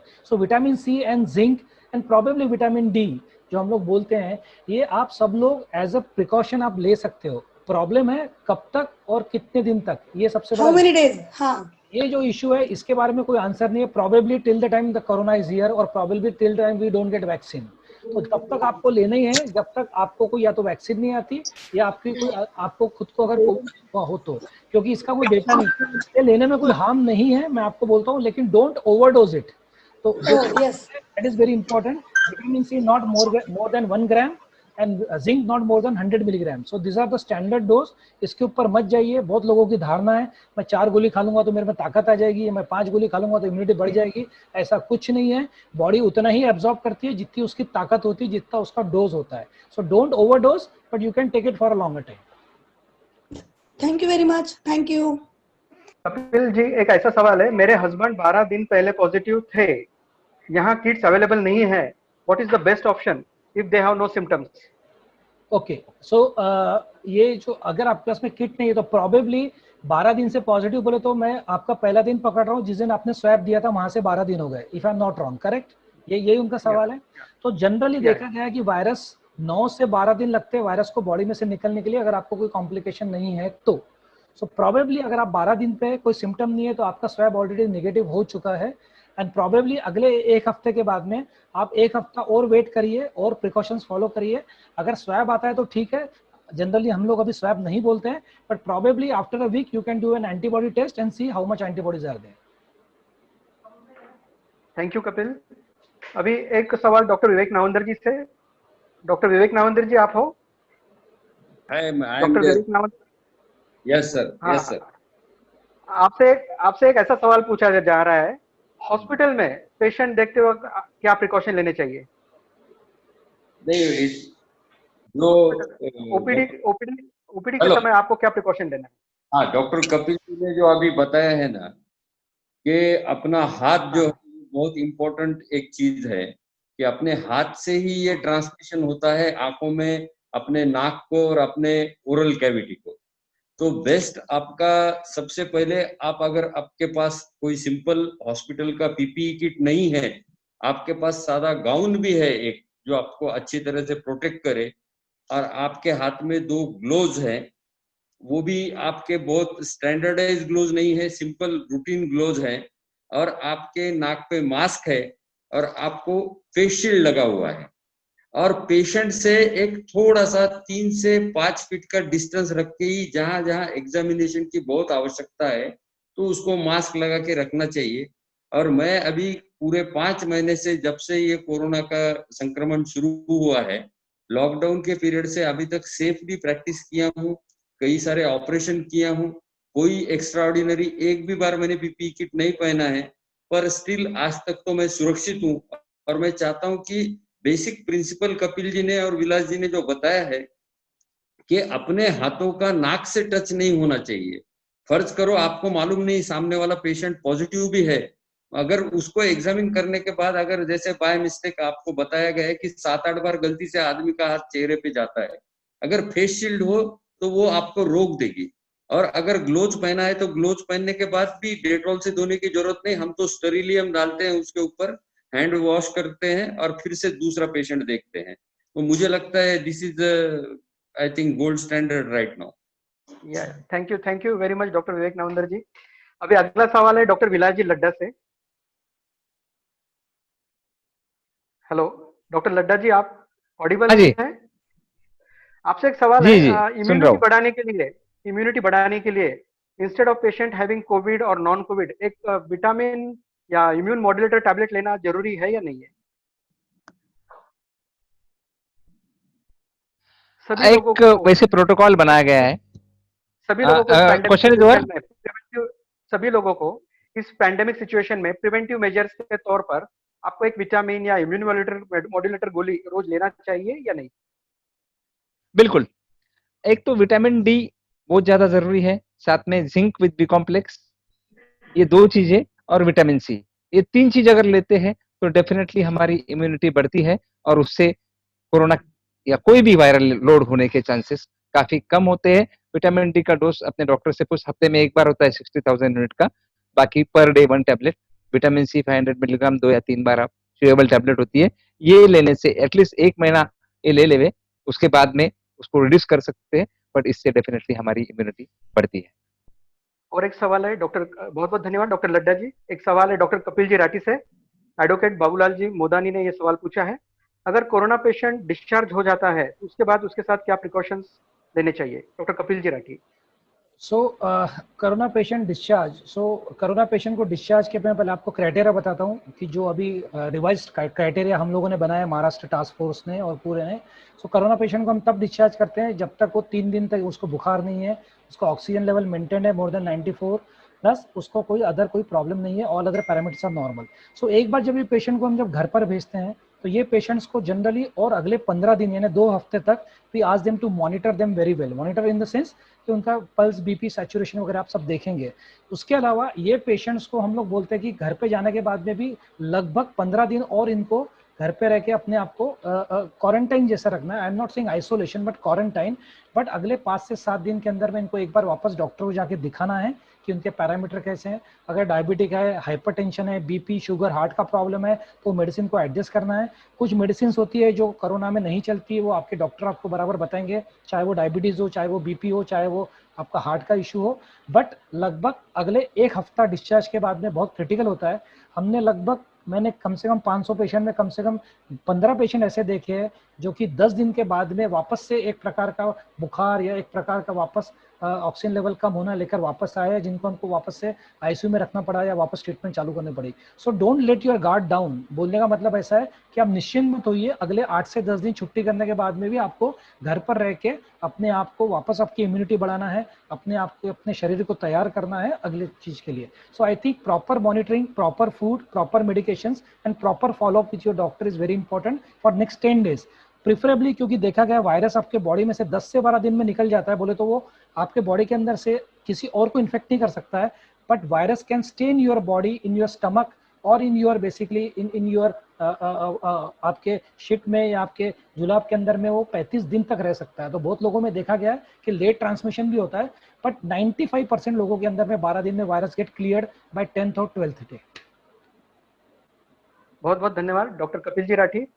अभी आप सभी का इस वेबिनार के through doctor Kapil ji Rathi, doctor विलास जी लड्डा और सभी अपने माहेश्वरी समाज के डॉक्टर का परिचय तो हो चुका है।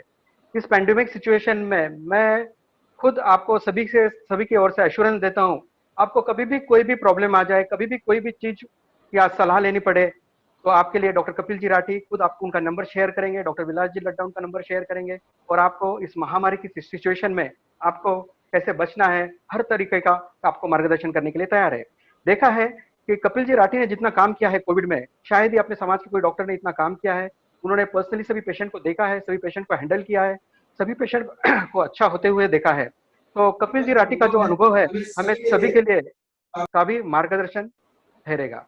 तो अब मैं और काफी लोगों के सवाल भी रहेंगे, तो आप कभी भी कपिल जी राठी से या विलाजी लड्डा से या हम सभी से इसका जान सकते हो। तो और मैं इसी के साथ में एक बताना चाहूंगा कि मेरी एक संकल्पना है, हर गांव में एक माहेश्वरी समाज का प्राइमरी हेल्थ सेंटर हो। जो प्राइमरी हेल्थ सेंटर में माहेश्वरी समाज के लोगों को हेल्थ रिलेटेड कोई भी प्रॉब्लम्स हो, हेल्थ रिलेटेड स्क्रीनिंग कैंप्स हो, प्रिवेंटिव हेल्थ चेकअप हो, वहां पे माहेश्वरी समाज के डॉक्टर ही उन्हें गाइड करे। और हर हफ्ते में एक दिन भी वो camp primary health checkup of Maheshwari समाज का चलता है, तो काफी हद तक हम हमारे समाज को स्वस्थ समाज बना पाएंगे। तो हम अब कार्यक्रम के अंतिम चरण में जाते हैं, आभार प्रदर्शन की ओर। आभार प्रदर्शन एवं वेबिनार समापन की घोषणा के लिए मैं डॉक्टर अनिता जी नावंदर को आमंत्रित करता हूँ। डॉक्टर साहब अनिता जी नावंदर। धन्यवाद दिनेश भैया। आवाज आ रही है मेरी? आभार प्रदर्शन कार्यक्रम का अंतिम छोर। भैया आप म्यूट कीजिए। कार्यक्रम का अंतिम छोर परंतु अनिवार्य, मैं कुछ चंद शब्दों में ही आपके सामने आभार प्रदर्शन प्रेषित करूंगी। परभणी जिला माहेश्वरी सभा आरोग्य समिति एवं परभणी जिला माहेश्वरी महिला संगठन स्वास्थ्य एवं पारिवारिक समरसता समिति, इनके संयुक्त तत्वाधान में आयोजित आरोग्य जन जागृति वेबिनार में उपस्थित आज के हमारे प्रमुख वक्ता डॉक्टर कपिल जी राठी, आपने अपने व्यस्ततम जीवन क्रम से समय निकालकर कोविड-19 जैसे भयावह बीमारी के डूज एंड डोंट्स, यानी क्या करे एंड क्या ना करे, इन सभी बातों का खुलासा बखूबी किया और हमको उस छोटी छोटी चीजों से अच्छे से अवगत कराया। आयोजक टीम की ओर से आपका शतशः आभार व्यक्त करते हैं। धन्यवाद श्रीमान डॉक्टर विलास जी लड्डा साहब, आपने इम्यूनिटी बूस्टिंग के फंडे बहुत ही सरलता से हम तक पहुंचाए। जरूर हम इन सब चीजों को अपने जीवन शैली का हिस्सा बनाएंगे। आदरणीय श्री किशन भाऊ भंसाली साहब आज उद्घाटक के रूप में हमें लाभान्वित हुए। इतने बिजी होते हुए भी आप यहाँ पधारे और टाइमली हमारा डिजिटल सेशन स्टार्ट हुआ, आपका शतशः आभार। दक्षिणांचल संयुक्त मंत्री श्रीमान सुरेंद्र जी मानधने साहब, और आज हमारे यहाँ हमको प्रमुख अतिथि के रूप में उपस्थित सभी आदरणीय अनुसया दीदी मानू, आदरणीय मदन लाल जी मिनियार, आदरणीय सुनीता दीदी पलोड, श्रीमान हार्दिक जी साड़ा, शायद वो जुड़ नहीं पाए, परंतु आदरणीय इंदिरा जी मुंदड़ा, श्रीमान एडवोकेट अशोक भाऊ सोनी, श्रीमान डॉक्टर विवेक जी नावंदर, डॉक्टर श्रीमान पुरुषोत्तम जी सोमानी, आप सबकी उपस्थिति से वेबिनार की शोभा बढ़ी, साथ में हमारा मनोबल भी बढ़ा। आपका सभी का आयोजक टीम की ओर से कृतज्ञता व्यक्त करती हूँ। सीए श्रीमान गोपाल जी कासट, जिलाध्यक्ष बीड़, आपने हमें जूम सभागृह उपलब्ध करवाया, आपका बहुत ही अच्छा सहयोग रहा, आपका विशेष आभार। जूम सभागृह में उपस्थित सभी गणमान्य ज्येष्ठ एवं प्रबुद्ध श्रोता वर्ग, महाराष्ट्र प्रदेश सभा, प्रदेश महिला संगठन, मराठवाड़ा विभाग के सभी पदाधिकारी, जिला के सभी पदाधिकारी, उपस्थित सभी डॉक्टर भाई एवं सहयोगी बहनें, वेबिनार से जुड़े सभी समाज के सभी ज्येष्ठ श्रेष्ठ भाई और बहनों, आपकी उपस्थिति से आज का वेबिनार गरिमामय वातावरण में संपन्न हुआ, आपका शतशः आभार। तकनीकी पार्ट संभाल रहे हमारे छोटे बच्चे, परंतु तकनीकी पार्ट में हमसे बड़े मास्टर इनेश भुतड़ा एवं मास्टर स्वयं दूत, आपको दोनों को ढेर सारा प्यार। सभी का धन्यवाद व्यक्त करती हूँ और वेबिनार की समापन की घोषणा करती हूँ। धन्यवाद।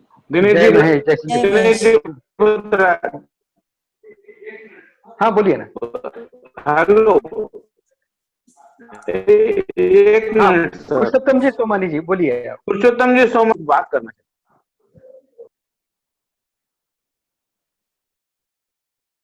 आवाज नहीं आ रही क्या सर? पुरुषोत्तम जी सोमानी जी। यस यस, अब आ रही आवाज? हाँ आ रही है, बोलिए। मेरा एक सवाल था कि डॉक्टर साहब ने कहा कि जो मास्क है वो बिल्कुल टाइट पहनना चाहिए, तो मेरा उनसे पूछना है कि टाइट पहनने से अगर हमारा जो ऑक्सीजन इनहेल करेंगे वो कम हो जाएगा और हम कार्बन डाइऑक्साइड ही इनहेल करेंगे, तो इसके ऊपर आपका क्या विचार है?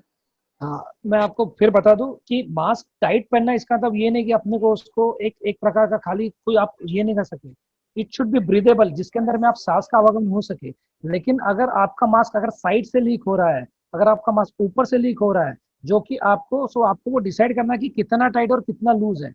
वो अगर आप कोई ग्लास पहनते हैं, अगर आप कोई चश्मा पहनते हैं और फिर आप मास्क पहनते हैं, और अगर आपकी मास्क अगर इतना लीक है कि आपके ग्लास के ऊपर में फॉगिंग आ जाए या उसके ऊपर में धूमिलपना आ जाए, तो दैट इज रॉन्ग, वो आप नहीं कर सकते। दैट मीन्स आपका मास्क थोड़ा लीक है, उसका थोड़ा टाइट करना है। जहां तक कार्बन डाइऑक्साइड की बात है, अगर आप नॉर्मल बातचीत कर रहे हो तो आपको कोई प्रॉब्लम नहीं है, लेकिन अगर आप मास्क लगा के दौड़ रहे हो या मास्क लगा के अगर आप जॉगिंग वॉकिंग कर रहे हो तो दैट इज नॉट एक्सेप्टेबल, वो हम लोग नहीं बोलते हैं। वो टाइम पे आपको मास्क बाकी जगह पर आपको मास्क लगा के काम करना है। इतना टाइट नहीं कि जहाँ हवा का आवागमन हो और इतना लूज नहीं कि जहाँ पर आपको। आई होप मैंने आपको आंसर कर दिया। बहुत बहुत धन्यवाद। डॉक्टर साहब, ये कैश हैंडलिंग के वक्त क्या प्रिकॉशन लेना है? कैश हैंडलिंग के वक्त कैश हैंडलिंग का बहुत सिंपल है। अगर आप कॉइन्स को तो आप लोग 70% अल्कोहल जो सैनिटाइजर है उससे आप कर सकते हैं। जहाँ तक नोट की बात है, आपको इसके पहले भी मैं बोल चुका हूँ, जनरली पेपर के ऊपर में जो कोविड है वो कम से कम 1 से 2 दिन तक रहता है, मैक्सिमम 3 दिन तक रहता है। तो अगर आपके पास में कैश आती है, आप व्यापारी है, आपका कामकाज है, आप कैश को एक बॉटल में या एक प्लास्टिक केस में रखिए, 3 दिन तक उसको एक ही जगह पर रखिए, उसको हाथ मत लगाइए। चौथे दिन कैश घर में लेके आइए, या घर में रख के 3 दिन तक उस कैश को हाथ नहीं लगाना है, हाथ में लगा सकते हो। या आपको उसी दिन अगर कैश को यूज करना है तो you can put it in a UV box. एक अल्ट्रावायलेट रे का बॉक्स आता है, यूवी बॉक्स, उसके अंदर में एक लगभग 15 से 20 मिनट आप रखोगे तो probably mostly you will kill the virus. But वो यूवी उसके ऊपर में जो उसकी जो वेवलेंथ है वो देखना जरूरी है। सो सर्टिफाइड यूवी बॉक्स या ओजोन बॉक्स लेके आप उसको डिसइंफेक्टेड कर सकते हो। अगर आपके पास में सुविधा नहीं है तो 3 दिन तक कैश को हाथ मत लगाइए, चौथे दिन आप लगा सकते हो। बहुत बहुत धन्यवाद। सभी मान्यवरों का मैं बहुत बहुत धन्यवाद करता हूँ। धन्यवाद सभी का धन्यवाद। जय महेश। डॉक्टर साहब लड्डा जी धन्यवाद, आभार आपका, धन्यवाद का आभार, बहुत बहुत धन्यवाद सभागृह। डॉक्टर विवेक जी, डॉक्टर अनिता जी, डॉक्टर भुतला। अगला सेमिनार कब करना है भाभी बोलो। अरे जब भी चाहो कर लेंगे।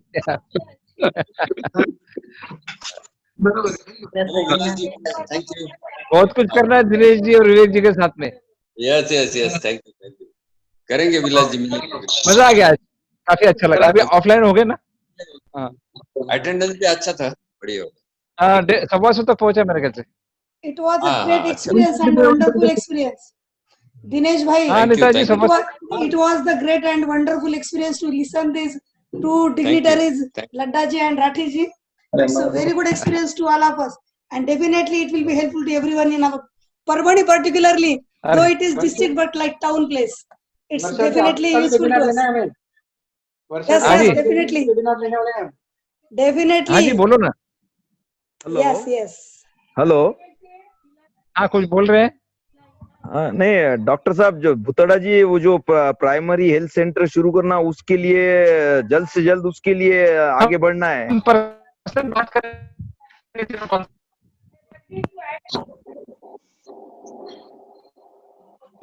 आप भुतला जी पर्सनल बात करेंगे इस पर, काफी अपने को इसमें डॉक्टर कपिल का हेल्प जरूर लेंगे। और मैं चाहता हूँ प्रदेश का कोई भी माहेश्वरी बंधु कोविड ही नहीं किसी भी सिचुएशन में प्रॉब्लम में ना आवे मेडिकली। कुछ तो भी एक एक्टिविटी हो गई अच्छी, बहुत अच्छी एक्टिविटी है इसको, बहुत अच्छी। माहेश्वरी समाज बनाना है। अभी 2 बार होगा, 30 जुलाई और 1 बार होगा। मंच संचालन भी अनिता जी और दिनेश जी ने बहुत अच्छा किया ना, बहुत अच्छा किया दिनेश जी, अनिता जी, एक्सलेंट। थैंक यू विलास जी। ये कोरोना कब चले जाए, आपसे जल्दी मिलने की इच्छा हो रही है हमें।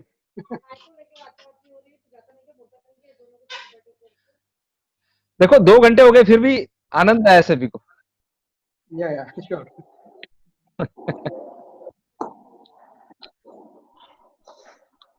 चलो डॉक्टर कपिल, थैंक यू। जो करे करना।